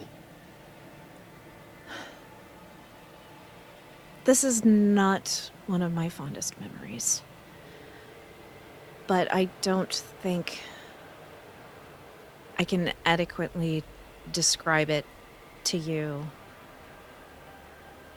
I think it's something you have to see for yourselves. As you wish. Lead on. And so we go. Walk it in the slow way. I mean, hey, that's your call.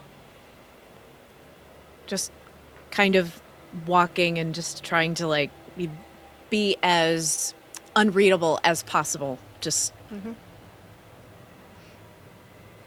holding it in. All right.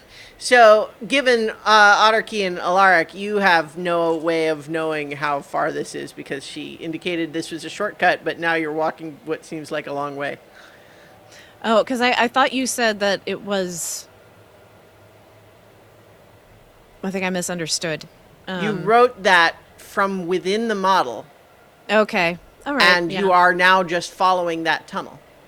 Okay. That's fine. I thought what I was understanding was slightly different, but that's fine. We'll just walk. Okay. I mean, it's not like we're that's, actually going that's to do why it in I was real trying to time. clarify, because what I was trying to understand is, I think you probably realize at this point that you could at any point come out of the model and go back into it at any point you wanted.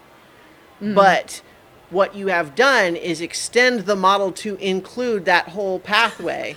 Yeah. And now you're walking through it at scale. All right.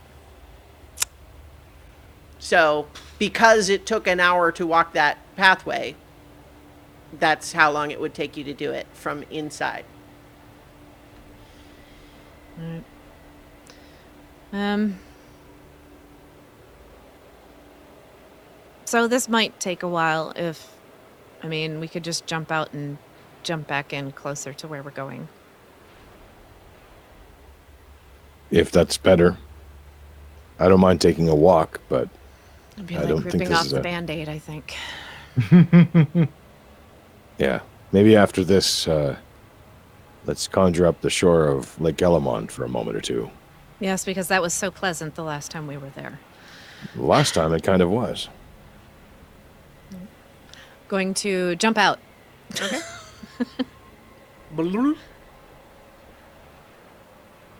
Yeah. And so I assume the rest of you follow. Yeah, we'll try. And so the model now from outside has this long, narrow, like essentially, when you see like a 3D map of cave networks, I mean, that's essentially what this kind of looks like. And it has this long, narrow stretch that's just that one tunnel that leads to sort of a bigger area on the far end. But, you realize that now standing outside of it, it is, the walk of a few steps to get over to the other end.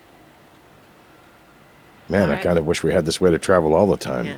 And I mean, as you look in that, looking at it as a model, you can see where the tunnel opens into a large cavern, and that, for Otterkey, you probably vaguely recall that when you guys all went back before the thing was shattered, and there was a brief flicker where you went back and you saw the moment where it was used, like, it is that cavern, but it looks empty.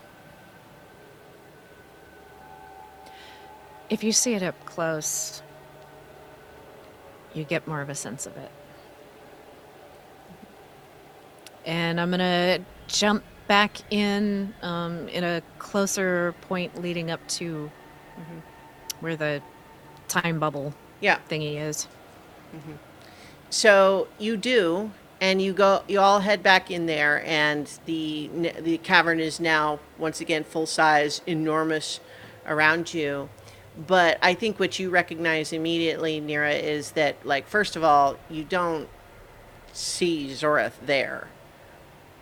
And you don't actually even have that sense of the magical field in place. It seems like you're just literally in the cavern. All right. I think maybe I should scribble some more notes in the book. Might give a better sense of it. Just kind of the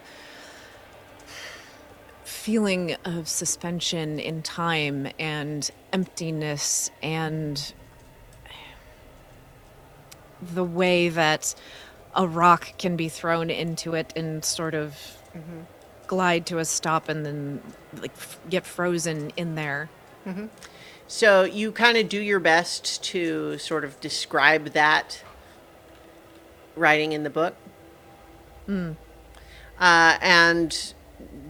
I assume you brought the book to you there in the model again. Yeah.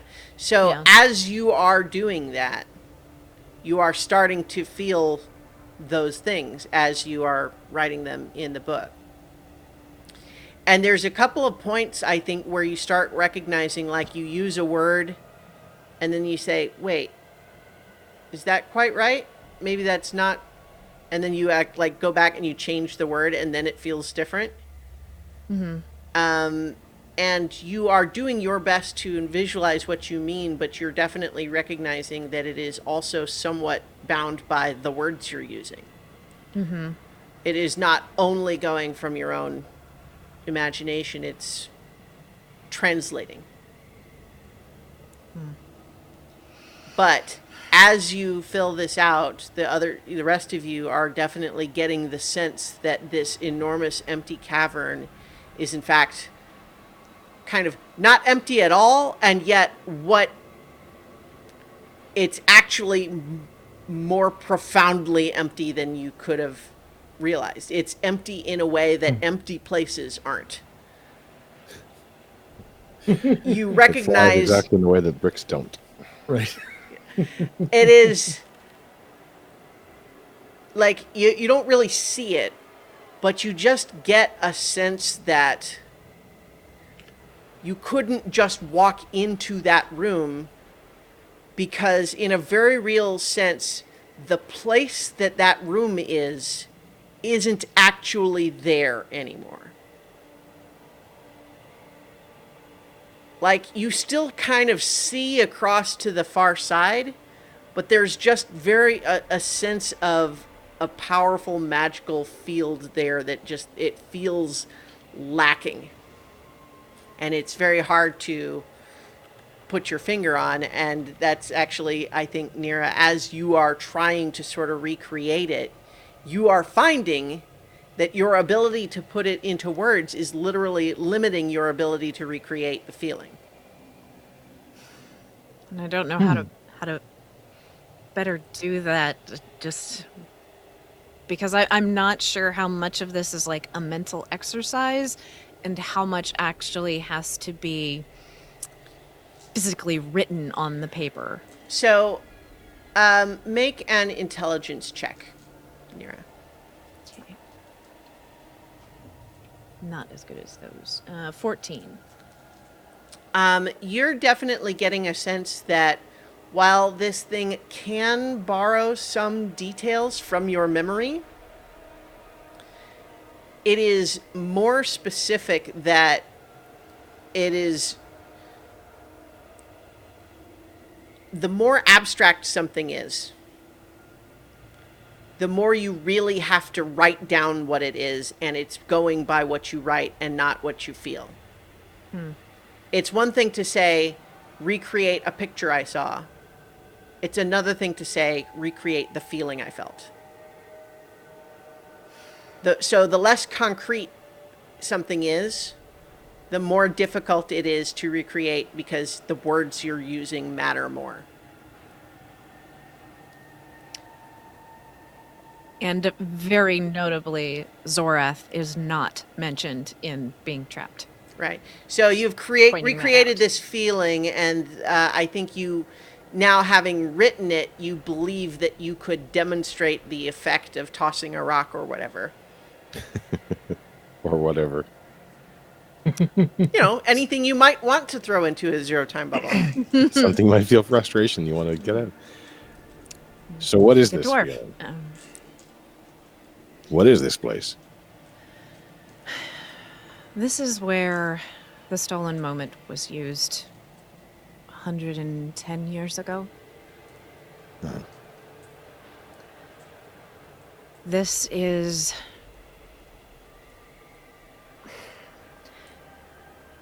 This is not quite it.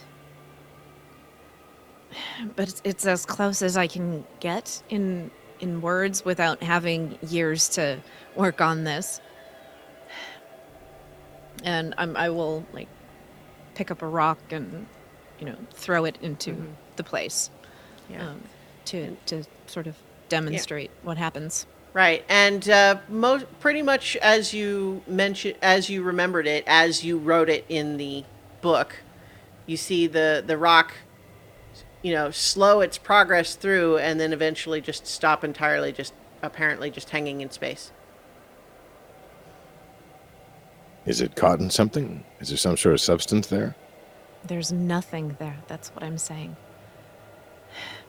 There's a rock there. You can Rock caught in nothing. Otterkey and Alaric can both make an intelligence check as well.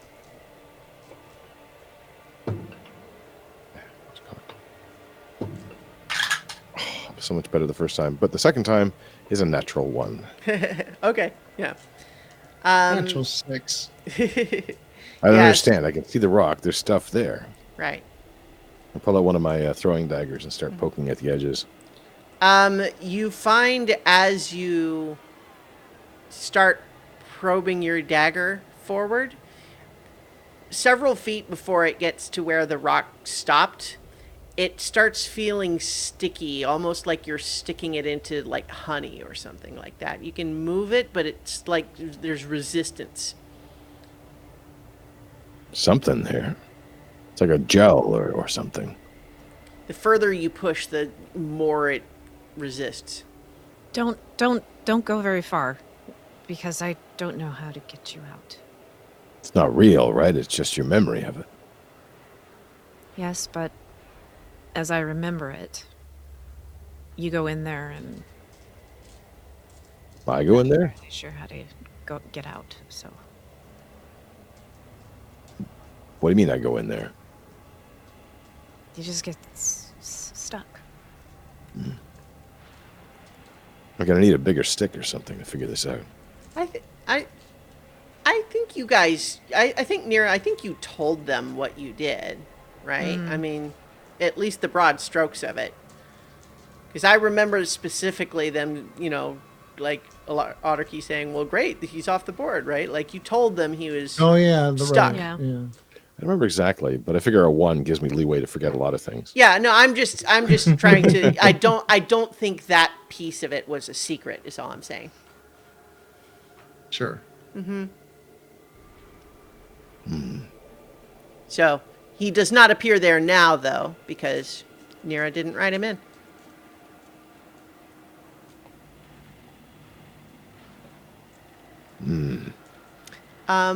I think, I don't remember which one of you it was earlier, but whoever that was, there was a description, a brief tangent point of what if you write something in there that you haven't seen before. Right. Yeah. And I think that thought is kind of nagging maybe at each of you. Like you're feeling the frustrated with the limitations. Like you wish you could have it show things that you didn't already know, but you really haven't actually tried writing, something that you haven't seen. I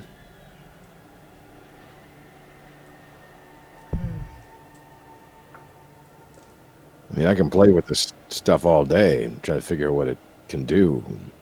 You got to use it, but I don't know if it's the real thing or if anything's real.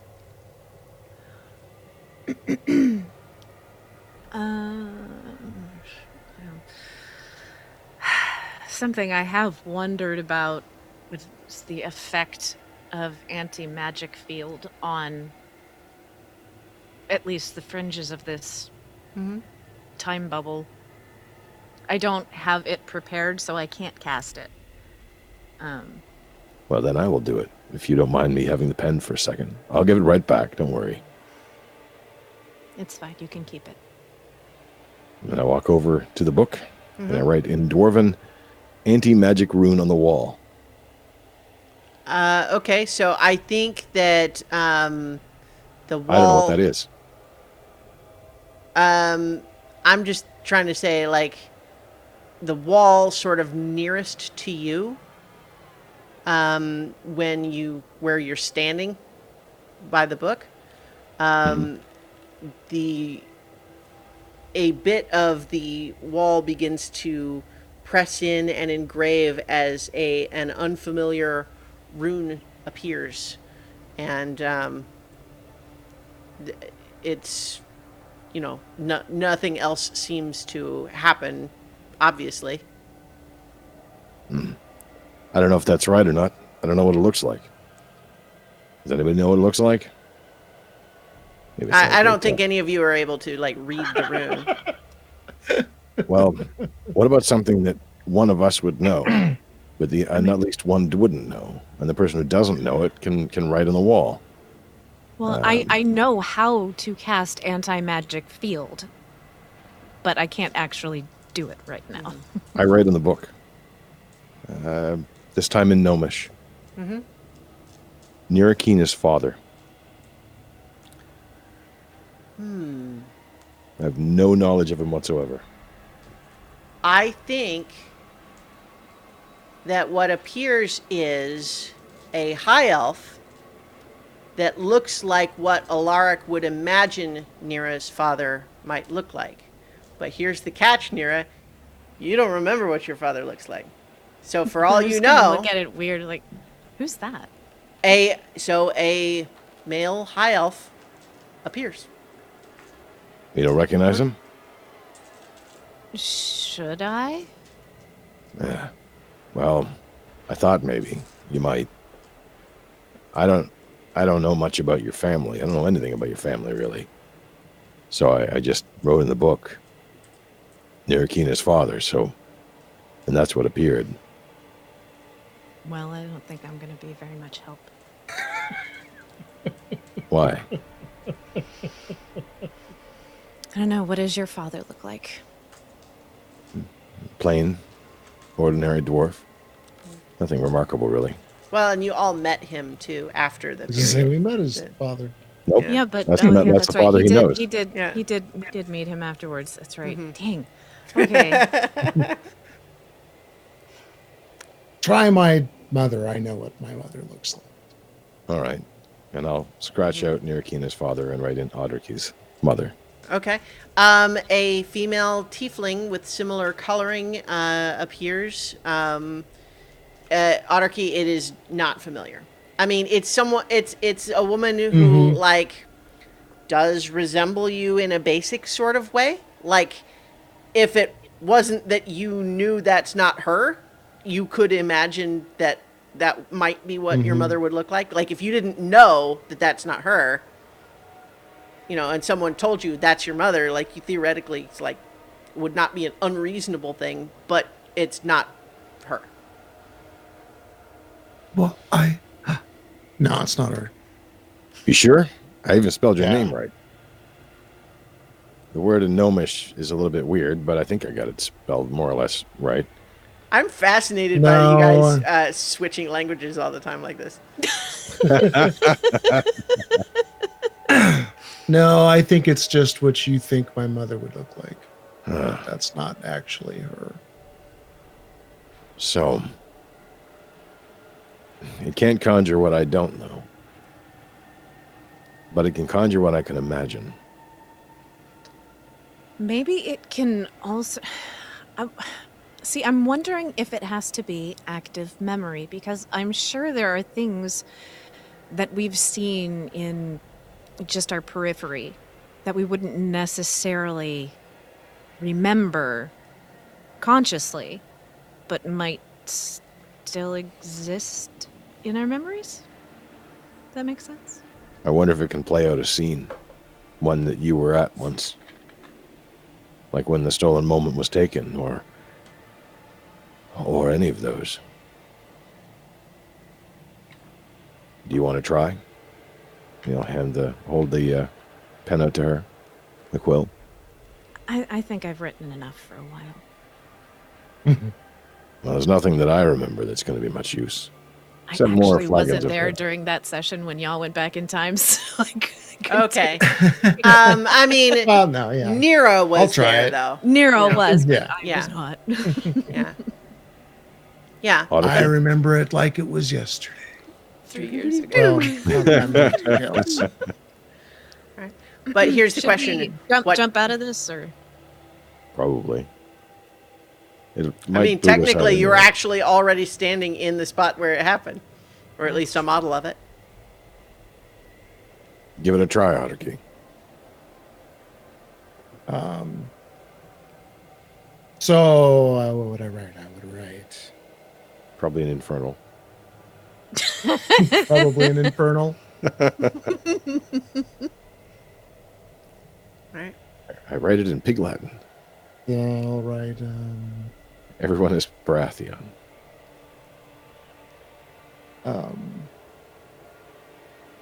Oh, I gotta try that.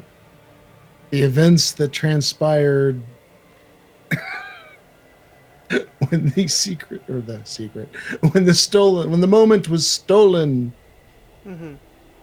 by the orb. You find that there's a sort of flickering that starts to appear, and you realize that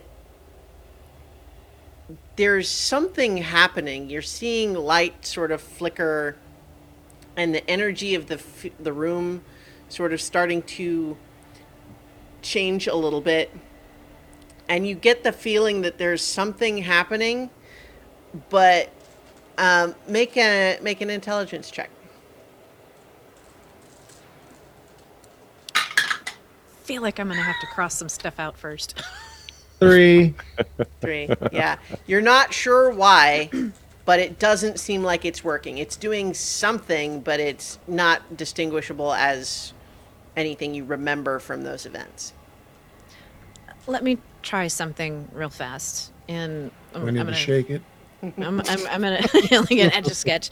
I'm gonna take the pen and cross out my explanations of like the feeling and the time bubble, and just leave it as like the cave where the moment was stolen. You cross out what he wrote too? No, I'll Okay. leave that intact and see what happens. Okay. The flickering is a little bit more clear now that there seem to be magical effects happening, but you don't see really much there, and you can make your own intelligence check. You can actually, everyone can make another one. It's a 14. Okay. 16. Dirty 20. Alright. Dirty 19, Okay. which is still dirty. Yeah, so I think, Alaric, you maybe have the insight here that events is very vague. If you want to see more detail, maybe you need to say what detail you want to see. I think it needs to be a little more specific. Maybe the moment was stolen more than once. Actually, it was stolen more than once. It was stolen once from the queen and then once from here. Right. Because it's a bit like what you gleaned earlier, Nira, which is to say that something that is very concrete is easier to write simply and have it be translated the way you remember. But the more complicated it is, the more you need to write in order for it to reflect what you remember. The moment that the demon Mothalisk was summoned and frozen in time. Okay. You may want to add in some descriptor, Yeah. I maybe think listing that some of the players. Right. Subparagraph Yeah. 3. so. By Subsection 2. Melicanth and Yeah. So as you're starting to add more detail like that, these weird flickerings that you are seeing, it's a little bit like when you watch an artist do a sketch and they start with just very broad, almost abstract looking strokes or big shapes. Like the humanoid figure doesn't start just as the full humanoid outline. It's just like the little, the circles and the cylinders and all those sorts of things. But as you're adding detail, things start to become more coherent in this space, and you do see them moving. And it's certainly like once you put names in there, those figures appear, and you find that like the more detail you're adding, it's being reflected in the presentation you're seeing.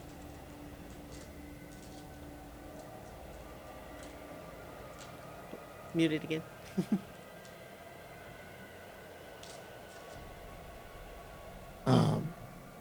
Yeah, I'm just gonna write down as much as I can remember. Okay. Yeah. So as you are doing your best to to write it down as you remember, there's the small army of other drow that were kind of all around watching. There was the big sort of summoning circle. There was little baby Zorath standing there with apparently another Genasi. There, some other drow that were up there sort of performing the ritual. And you see Melicanth looking somewhat younger, along with the other members of her party, then Princess Talia, and the Rake, the Dragonborn, and there was a dwarf too that I'd have to look up his name because we didn't really talk about him very much. Wasn't Carrot one of those? No, Carrot was the daughter of Rake. Oh, okay. Oh, Yeah. right, yeah. But yeah, Carrot's daddy was one of them. And so they are kind of there, and you see them sort of bursting in, several of the others sort of fending off any drow that might be coming close, and Melicanth holding up this artifact as you see the portal sort of swirling open. And if you haven't written yourselves in there, you don't see like the image of yourselves, but you kind of know that like, okay, well, as I remember it, we were standing like there-ish. But basically you find that like things become coherent as you add detail about them. What's she holding? Is that the moment itself? And that would be it, yes. Yeah, it occurs to me, I'm not sure, Alaric, have you ever actually seen it? I don't think Nothing. so. No. Because it's been secreted away in the box, It's tucked always away been- in the magic pocket. It's funny. It's Yeah, just that's it's a little glass ball. I thought it'd be bigger. That's what she said. Sorry. Tina. That was a good one. Sorry. Still, let's stay on topic. But you find that I think Autarky, the more detail you're adding, the more you're getting a real sense of how this works, which is that literally like if you're only describing visual things, you're only seeing visual things. Like if you saying and then the drow were chanting, you start hearing that, and you're really seeing like you're filling it in. And it's sort of responding, and you're just again intuiting that it's one thing to describe just an inanimate place, but the more you're wanting to describe something complex like a living thing that is doing something, you need to supply more detail in the page.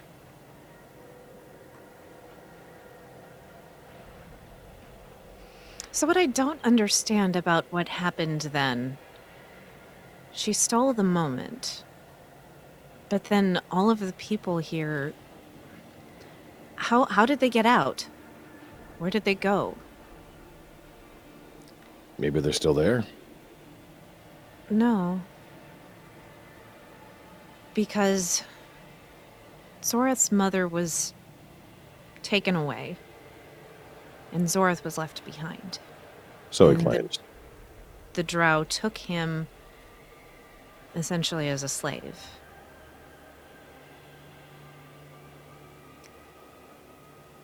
And all the rest of these folks? We left before, like, there was the flash where she used the stolen moment. And that was it.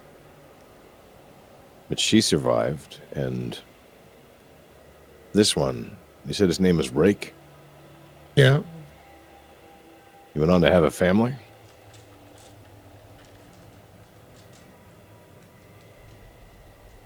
So they know things about it too?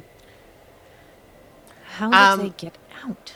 I think you do see that where Melicanth is standing with the artifact does seem to be pretty much at the border of where that sort of field is. So it seems like she's creating this, like what she did created this sphere effect that was, she was just outside of. But that said, that some of the people that are clearly in the center of this thing were later outside of it. Zorath, at least. Maybe So some of them need to be talked to. Maybe there's other people we can ask about what the hell happened. Not just take the two opinions. If it matters. What I wonder is if someone else got these other people out, or if they were somehow able to get themselves out, although being stopped, frozen in time that way, how... Where were the rest of you? Gone. You'd left by then? She used the moment, there was a flash, and we're back. So, when the moment was used, it what, froze you or pushed you in time? Something like that? Well, it was more like we went back where we had come from. It was sort of like we fell through a hole into the past, and I fell We got through another one to pushed get back way where we were. forward. We So- got pushed way forward. So these people could have also been pushed somewhere for some time. It feels more like walking through a shadow, if that makes sense. Like you have a large tree and you pass through the dark place where it's blocking the light, and you just come out on the other side. If Well, that we makes know that sense. So are they people caught? did come out at different times because there was, the Hobgoblin commander guy who came out about 50 years that was before we did. after the explosion of the stolen moment. Oh, Zorath yeah, was trying right. to restore it. Right. Oh, right. Yeah, okay. So, I yeah, can't that's- imagine what it was like to be here, really. I can see this, but it just feels a little hollow to me. But What worries me most is that if these people were able to get out on their own, Zorath might not be as much off the board as you wanted to believe he was. oh, that is not good news. Damn. We're going to have to check that. We're going to have to go to the real place. He is a tough bugger, I'll give him that. You But- look over where this ritual is happening, and he's about 5 years old. He had a rough start.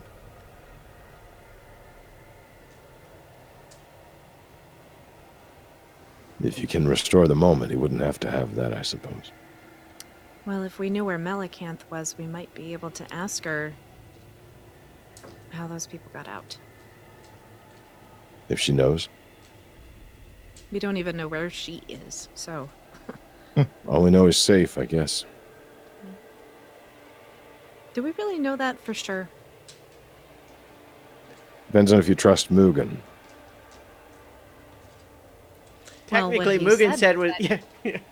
That she was going to pop right back there, and she did not. Still means you might have to trust Mugen for that. Apparently has reasons. And saw a bit into the future almost. Well, I think what Queen Salomonia said was probably not incorrect. that it is but... Mugen mentioned something similar. Is that there are many possible outcomes. The end of all things is one. Yeah. All for that little P up there. Crystal P. Yeah. What You was you it that he realize. said? Oh, go ahead. No, I was going to say that Mugen did say that in the shell game there was no P. Yeah. I still Yeah. haven't figured out what he meant by that.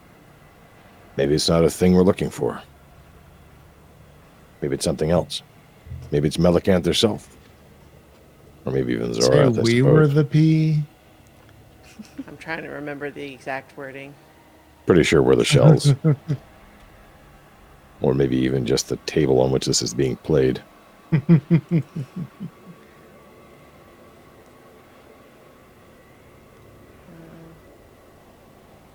Okay.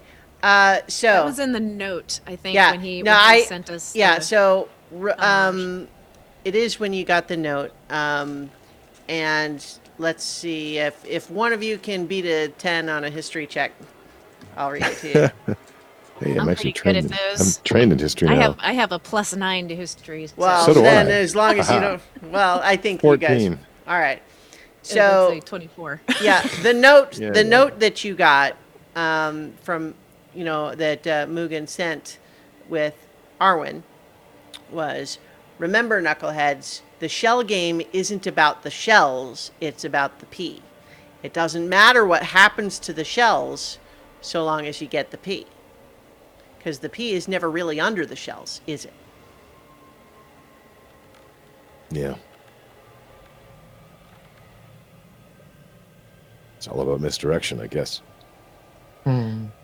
What if... So... Queen Hieronymus has not herself been particularly involved in all of this. And it makes me wonder why. I mean, yeah, the Fae create these things to just... because they're interesting. But I would think if all of everything was truly in danger of falling apart, she might be a little more invested.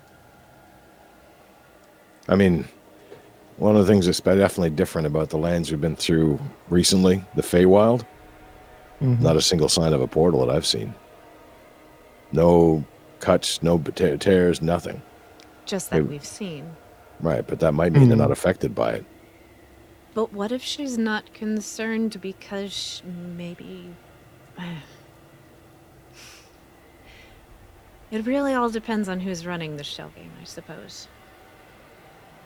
And figuring out who that is, you find the P. I kind of thought we were running the shell game. I thought that was our role, to tell you the truth. Or at least we're the shells. In this scenario, very possibly Mugen. Although I don't know exactly why. It all makes my head hurt. I don't Well, get it. whoever has Melicanth has the stolen moment. We assume. I mean, it could have been stolen from her. Maybe she never had it. Hell, I'm almost imagining that this thing over here is the real stolen moment. And actually go over and start to reach for the crystal P of the stolen moment in the scene. Okay, yeah. See if I can pluck it out of the air. You do, and you're holding it, and it feels just like a glass sphere in your hand. But Otterkey, if you're still standing by the book, you see that your description of the event now includes the words, and then the stolen moment vanished.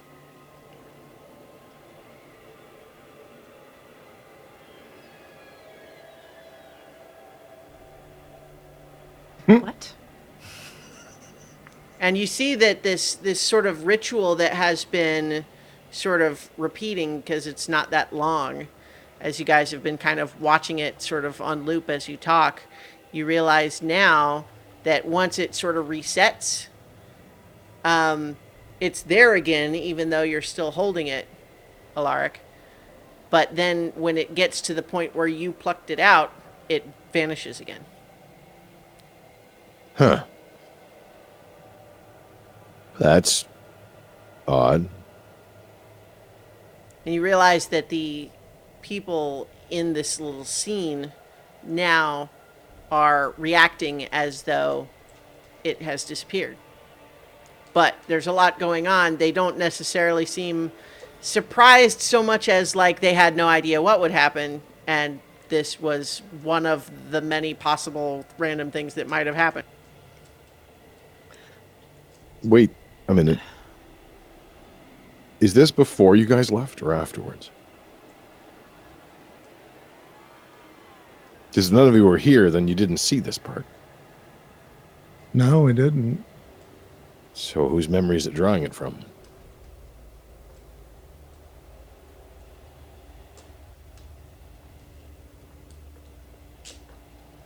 Universe. I want to walk over to the summoning circle. Mm-hmm. So the portal that they were bringing the demon lord through. Mm-hmm. Is it one of those purple portals? You know, I can't remember something how I else. described it exactly back then. I was not envisioning it like in the larger sense as being the same kind of thing. It is not one of those sorts of portals. But it is nonetheless a tear in space, but it's not glowing with that same sort of characteristic purple light that you've sort of come to associate with these tears. It seems to be almost like a welt on skin that has peeled back, revealing what perhaps is the abyss behind it. And it's huge. Like it's reaches from the floor upward, and it's growing wider as this ritual progresses, and it's like 50 feet tall.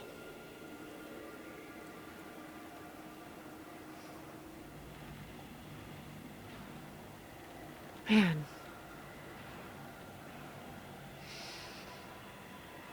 You said Zorath is about 5 at the time of this, right? Yeah. He looks like he's clinging to his mother, who is obviously participating directly in this ritual. He's kind of clinging to her, looking scared.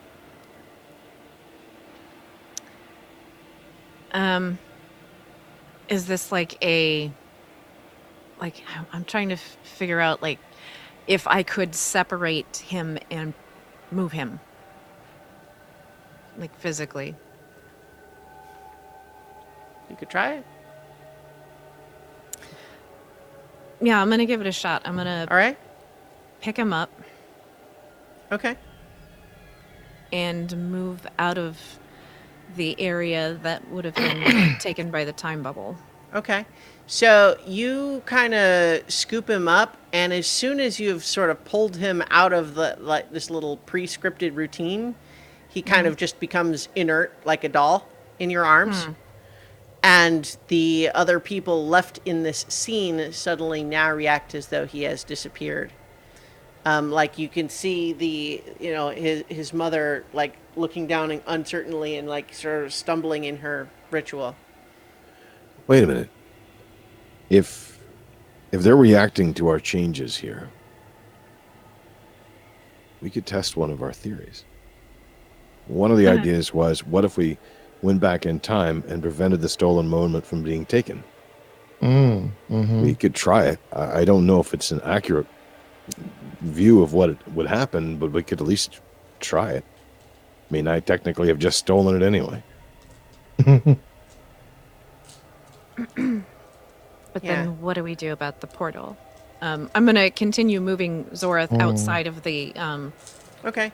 I mean, you're area. now holding essentially one of these sort of dolls of this 5-year-old Zoreth. But who he's is- he's only the size of a 5-year-old. right. I Yeah, know. you're able to carry him, no problem. I mean, I'm just saying you're holding him, and he continues to be like that. I mean, it feels essentially like, if you're holding a 5-year-old who is just literally not moving in any way, and not even, I mean, not even like dead weight really. It's more just like posed in that position. And Well, and also I think it would bother me if like we do something and it goes Right. poorly. I Right. wouldn't So, want to basically, aftermath of that on a 5-year-old. nothing seems to happen with the one you're holding, bringing him out of that radius. And the description of the scene in the ritual now says, during the ritual, the young boy Genasi mysteriously disappeared.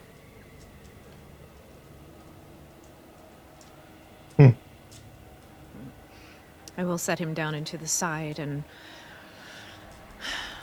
kind of look around at other stuff. And as the scene sort of reaches its completion again, it's like resetting again. And once again, there is the boy, Zoreth there. But if you watch through, kind of like with the moment, like there's a point where the time where you grabbed him, now as you watch, he just disappears. My personal admiration for beatboxing is getting a little bit messed up right now. Just imagining this as a massive sequencer. Wiki, Zoreth. Zoreth.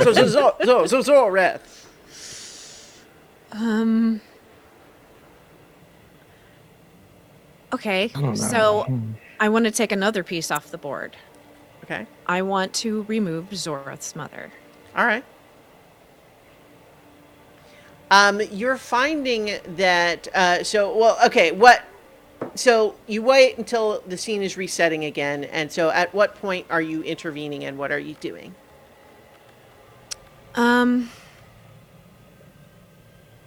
So when at the beginning of this loop, is the portal already there? Like the summoning has already started, the thing has opened? Yes, for the whole it's time? it's in progress, opening wider. Okay. I'm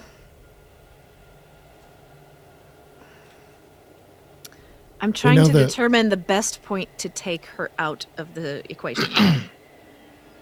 If it's something that we hope to accomplish in the real world, we know that the summoning has to complete. What they were originally trying to do was prevent this from happening, right? Right. Zora's mother was key to this summoning happening. So I wonder if removing that one piece from the board changes the outcome enough that the stolen moment isn't required. Sure, I'm just saying for the timing, it has to be right at the moment that this moment was stolen. It has to be that instant that it not be stolen. And that's Well, it depends on what you're you're trying to stop, right? Like, are you trying to True, stop the right. demon summoning, or are you trying to stop the stolen moment from being used? Both. Well, I'm just saying, like, you guys have your own little remix station here. So, what are you actually changing? Interrupting So her from using the stolen moment. I wonder if that's going to create, like, if she doesn't ever use the stolen moment, we never get involved in this.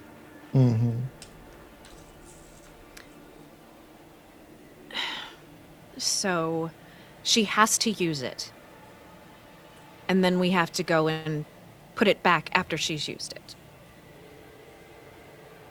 That seems right. So, are you saying there's a gap here? There's a gap between the things that you know happened and the things that happened after. But what happened in the moment? Oh God, that word's getting overused. But what happened at that moment instant. isn't known. And so if you change something, it might not make everything wrong? Because part of what we worried about Right. was if we changed this, I'd still be stuck in a hole. And half of the world would be entirely different. So here's the That's theory. If the possibility. moment is used, we're still involved. And everything happens to us as it has happened. Right? Mm-hmm. I guess. And then in the moment we See, this is frustrating. at the time we replace the stolen moment, all of this starts back up again, and we can change things because we are already involved. The stolen moment has been used. It's simply been put back.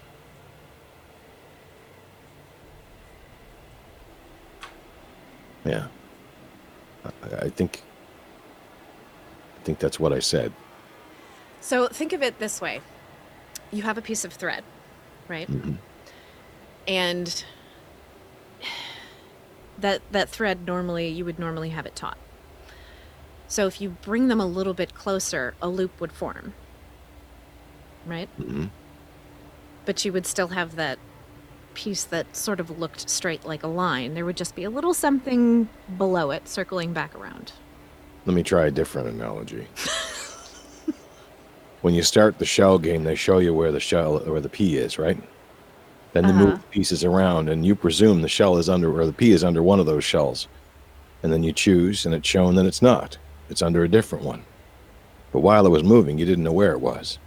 But the end point and the beginning point, those were known. Everything else in the middle is up for debate.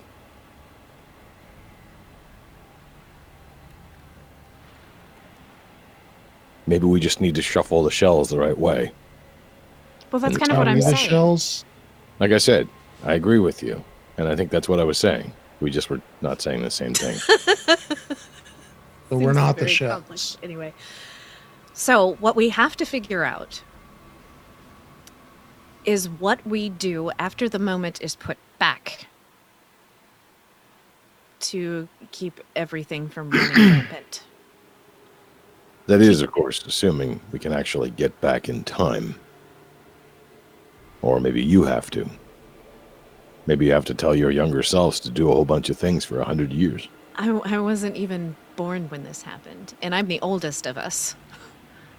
I was. I'm older than this thing. You were, because the this event was only 10 years prior to the start of the campaign. Was it? Yeah. And then you skip stolen? Right. And then when you skipped forward 100 years, that was, after. Oh, okay. Yeah, this is hard. I'm I gonna don't need a math very well. diagram. Okay. So Yeah, I would have been I think what you might have 91. been confusing a little bit is Melicanth talking about what she was up to during those 100 years that you skipped. That might have been. Okay. Yeah. All right. But see, the thing is that our younger selves wouldn't have the abilities that we have now, so it wouldn't matter. Yeah. No, That was maybe the whole help. point of Melicanth's plan, was to try to be able to return to that point in time as you are now, and Right. not as your younger selves. So, putting aside, assuming that we put the moment back, make that assumption. What do we need to change after that to keep, and I kind of point to this portal with this demon lord on the other side, to keep that from becoming a problem? Kill the demon lord. Who Then it was wouldn't it be a that was problem. just having a crisis of conscience about killing things? Demon lords are a special exception to most crises of conscience, I think. Although all that's going to do is just remove Send him him back, from this right. plane of existence. It's not. So we let him come through and then kill him. Or do we have to kill him on his side? So we go through the portal and kill him there. Or we just close the portal? And to do that, like, the simplest way to do that is to disrupt that portal. There are a whole bunch of magic users up there that are controlling that. Yeah. And if we take out the linchpins, which from my understanding was the drow couldn't do it on their own, they needed Onyx's help, and he sent Zorath's mother to do that. Yeah. The broad strokes of what Zorath told you were essentially that, is that Zorath's mother was a sort of warlock with Onyx who was participating in a transaction of, I will lend you the magical juice to do this portal, and you're paying me. And Zorath's mother was essentially the instrument of that transaction. So we need to stop her. I think that is probably what we're looking at.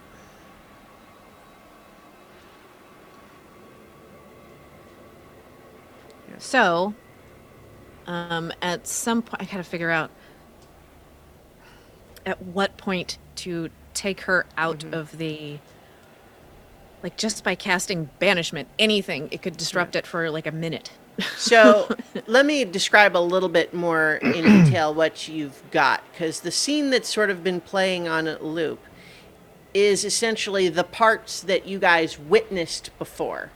So at that time, this summoning was already in progress, but it was the ritual was continuing and the portal was getting bigger and bigger and bigger. So it was in progress, but not complete. And that the stolen moment happened basically just like as it's getting bigger and bigger and bigger, then it pops open and now it's complete.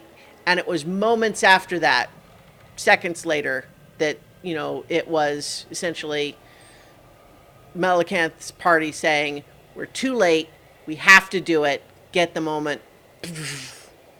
Okay. Because their hope was to stop it too. And the stolen moment was only the backup if they didn't stop it in time. So arrive earlier and stop the ritual from getting that far so they don't need to use the moment. But then that negates us entirely being able to go back, because the stolen moment wouldn't have been used, and so we wouldn't have gotten involved, and therefore would never go back. And But wait, my head hurts. what are the shards of? Are the shards of the stolen moment? Do you have pieces of the stolen moment in you? Is that where they've been hiding all this time? That's what it is, yeah. That's what they tell us. Well, crap. So we've been carrying the stolen moment with us. Just Pieces little of it. tiny fragments. So Melicanth never had it. Well, she has the majority of it. In her? The same way you have it in you? I mean, you saw that, I don't think she opened it, but you certainly saw that she had that box that she said was it. And, no, I think at one point I take it back what we said earlier, because I'm pretty sure she proved to you that she had it by opening the box and showing you how she was protecting it. That was on the airship, I think. Because she showed you her little sort of secret pocket that she could create where... I think she showed me, didn't she? That was when we were back in the cabin. It was just me, and it wasn't Alaric. Okay, well, if it wasn't everybody, then okay. But she showed at least one of you. I stand by my... Yeah. She has it. I know she has it. I've seen it. And we've all seen, the when we close these portals, the energy is flowing into it, and we've seen it become more powerful since then. So you recreate the effect without the cause, then? It's simply not complete, is what I'm saying. And I think it is a reasonable assumption that while myself and Amethyst and Archie and Mugen have pieces of it, they're only small fragments. And it would be reasonable to assume that Zorath has part of that as well, and he is going to be required. We did have them all in the same place once. Nothing happened, thankfully. Did we, though? Well, in that other place, the fell lands, we were all there. We didn't have a Mugen. Was he not there? Mm-mm. That wasn't until before we hit the tree. And then Melicanth wasn't there. Melicanth was there because the whole debate was about her. I remember standing up for her. But she vanished, and Mugen was in her place. No, much, much longer ago. Back when we were defending the house in the other fell, or Emberfell, or whatever it was called. Mugen wasn't there. Shadowfell. Shadowfell. Mugen was not No, there. Mugen wasn't there. But Melicanth was. Zorath. We have never had all of the pieces together in one place. We might have to. Which means Zorath has to get free. Or at least parts of him do.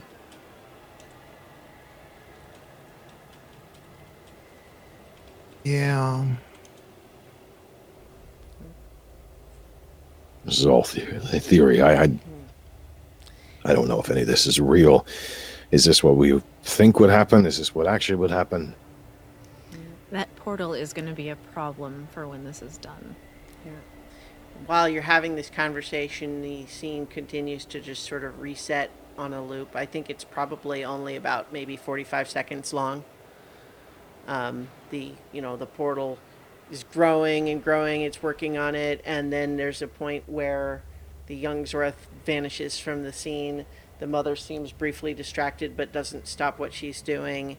The stolen moment is used. There's a big sort of flash, but then it vanishes out of her hands, and they look kind of confused, and then it's resetting.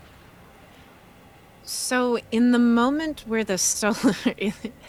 At the time when the stolen moment vanishes, the instant where the stolen moment vanishes,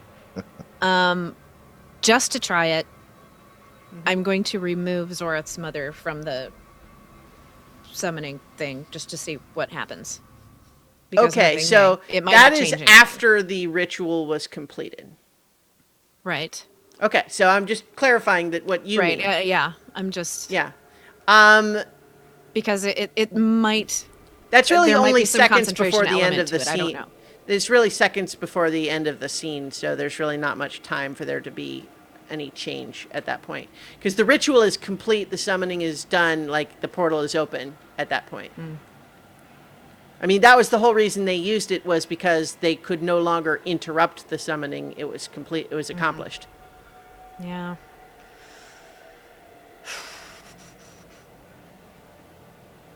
So, but does the portal stay open indefinitely?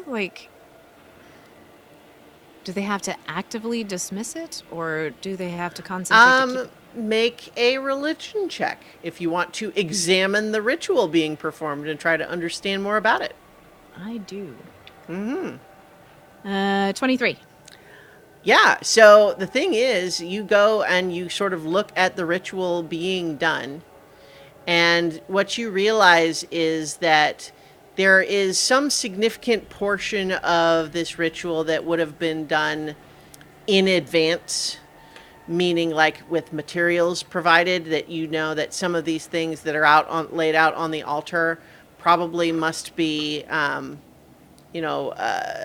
thoroughly prepared things, many of them involving kind of gruesome sacrifices or cursed treasures and that sort of thing. And so that there's all this stuff on the altar that's prepared like material components, and that the concentration period is required until the portal is fully open, and that once that happens, once it is open, would require additional action to close it. She's creating a permanent portal to the abyss. And ooh, that's nasty. Now, something like the power of a demon lord could probably close it behind him if he had any interest in doing that, but presumably doesn't. But something of that level could, like, it could theoretically be dispelled later, but would not close on its own. Even, so once the ritual is complete, it's open.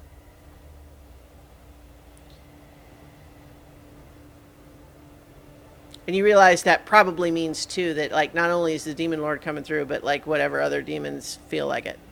Mm-hmm.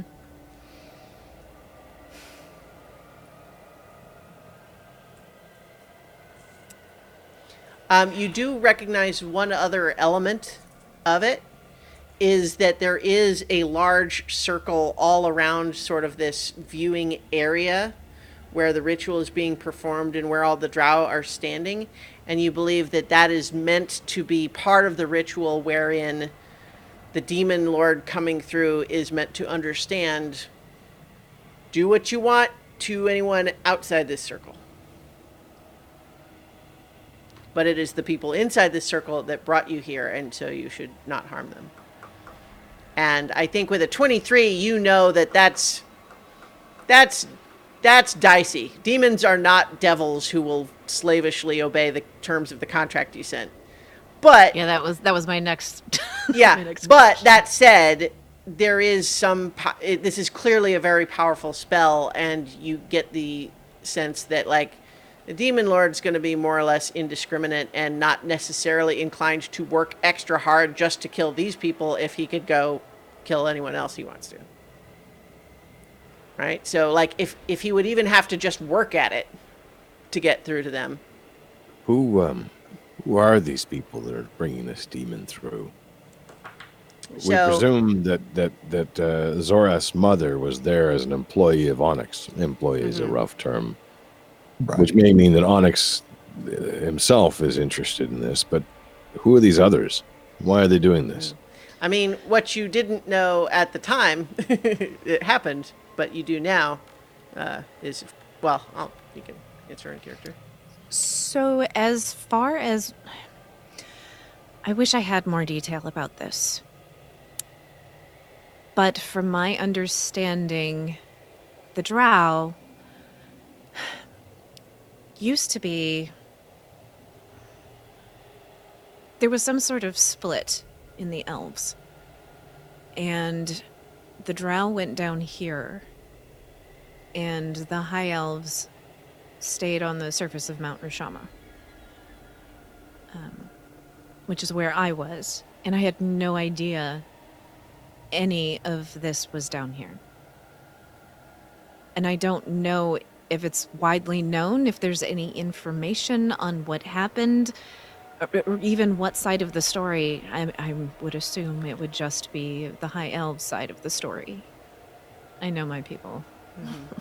in a very general sense. I'm just trying to remember what element, because obviously they're in that episode where a lot of you played other drow characters, like there was some additional lore there, but I don't remember how much of that Nira would have learned. I don't think much. I'm you didn't really talk to any of them.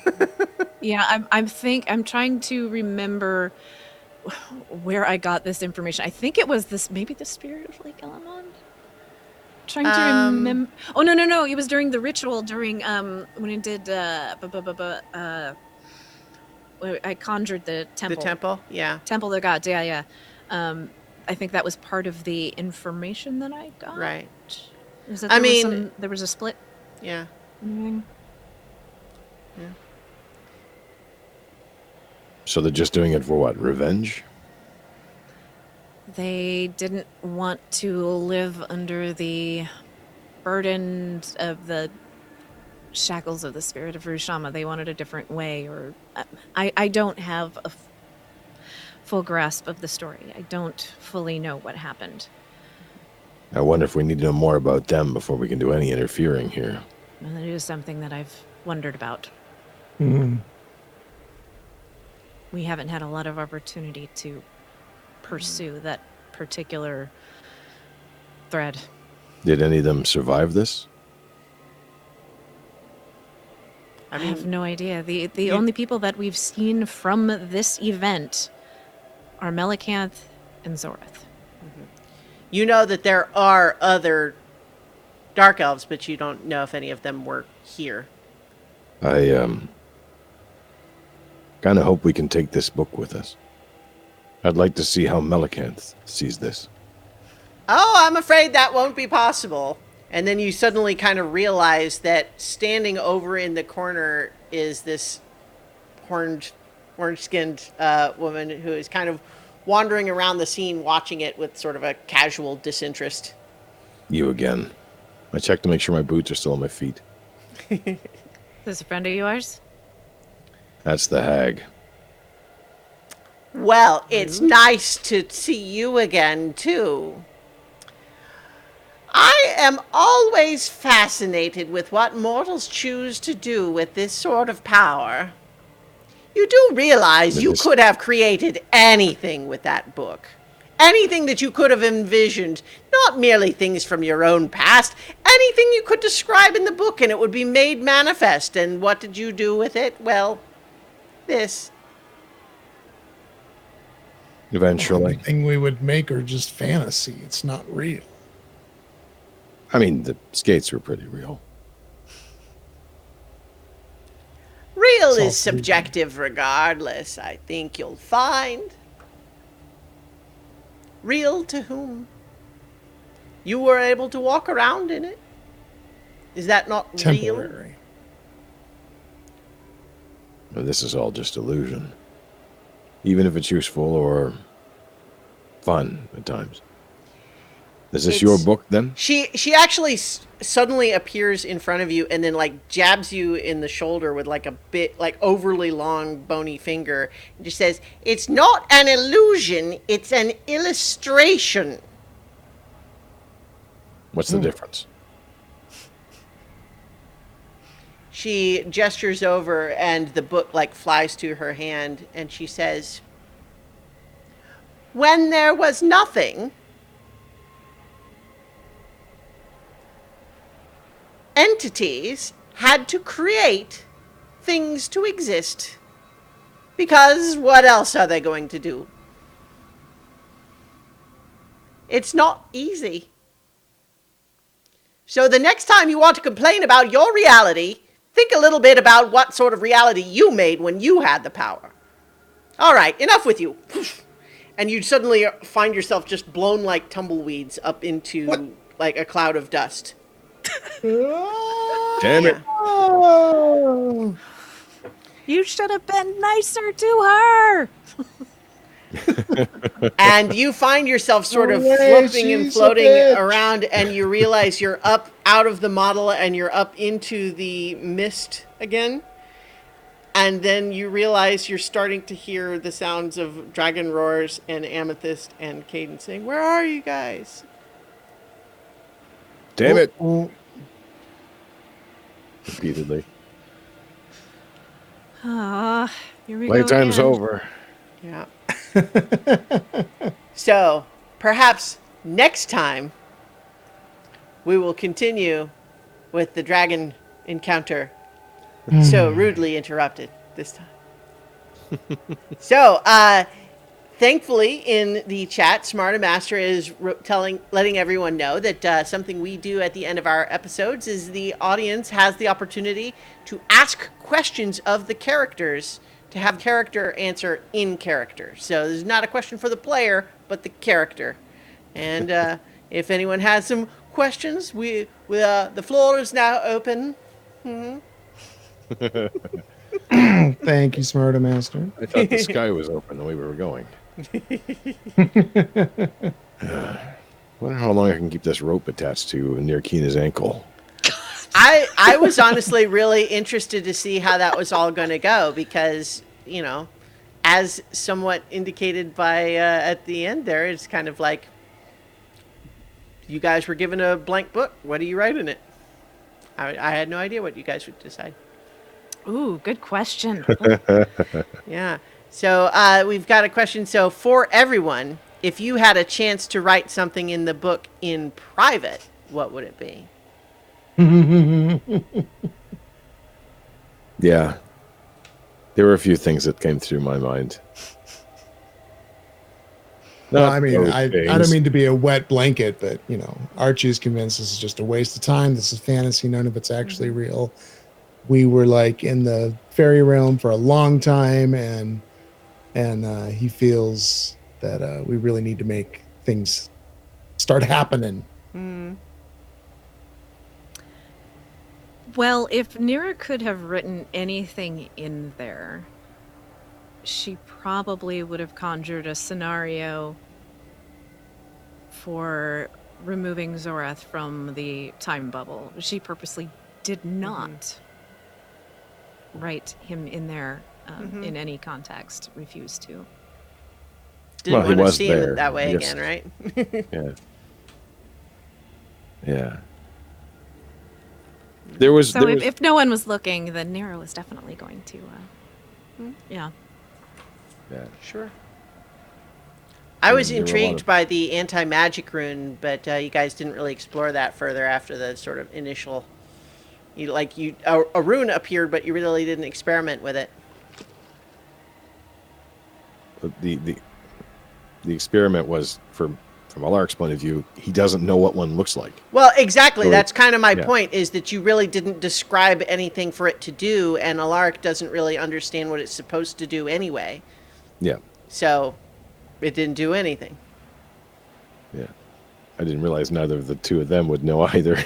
So Well, yeah. I mean, Alaric is the one that wrote it. I'm assuming you said Alaric is the one that wrote it. So yes. Yes. One of the things that I was intrigued, and I wasn't sure when the other shoe was going to drop, because I was kind of intrigued. I knew that was going to happen at some point. But I will say that Alaric had been writing things specifically because, again, he's fighting memory, and there was two things that he wanted to try to conjure, and one was for himself and one was not. The first one was Alaric's mother, because he doesn't remember her. But if she conjures up and it's a recognizable figure, then it means that he might be able to still remember. The memories were suppressed rather than stolen. And given the response of that, the next thing to try was Ket's voice. Thinking this might have been a way to restore his voice. Wow. Well, so, let's say, though, that you had said your mother and a dwarf woman appears, how would you have known whether that was her or not? Like when you did Autarky's mother. If it had been the queen, that would never been a thought that he would have had. But if it just was a generic dwarf, he would accept that and say that there's nothing to remember then, and wouldn't have tried the second part. Again, he's always been experimenting with this thing. Yeah, I'm just saying, I'm not sure what any response would have actually confirmed. Well, the question was, what does this actually do? Does it show the memories you remember, or does it show the things that are as they are that you would remember? And he doesn't remember, but is it because the memories don't exist anymore, or that he just doesn't remember it? I'm saying that you wouldn't be able to tell the difference between the two based on the result. Like I said, the only thing was he knew the queen. She's a recognizable figure, and if that showed up as his mother, then that would be a confirmation that something different is unexpected, because he does not remember his mother that way. He's conjured a new image for her. Okay, I'm not sure. It may not have worked. Like I said, this is all what he would try. Okay. I don't know. It's just as well that you didn't do that, because I'm not sure I'm following the logic, so I might have given you the wrong information. That's fair. What about Autarky? Well, he was saying He said it was a waste of time. he wouldn't write anything in there anyway. He's just impatient with it. He needs. He just saw the limitations and decided this isn't. It's really helpful. Limitations. All right. Yeah. So Nero was curious about that anti-magic rune and trying to use that spell. But she also wasn't willing to let that scenario play out while other people were watching. We all needed privacy for a while. Yeah. And then all kinds of terrible things would be conjured up, I'm sure. Well, hopefully next week, dragons. So I think we're going to leave it there for this week. And thank you, everybody, for listening and or watching. Thank you to Other Doc and his buddies who came in and rated us towards the end there. And thank you to my players. I'm glad we're back with our folks here. And, best wishes out to Jenny and James and Viv to all feel better for next time. And we'll be back for more adventure on so many levels. So many levels.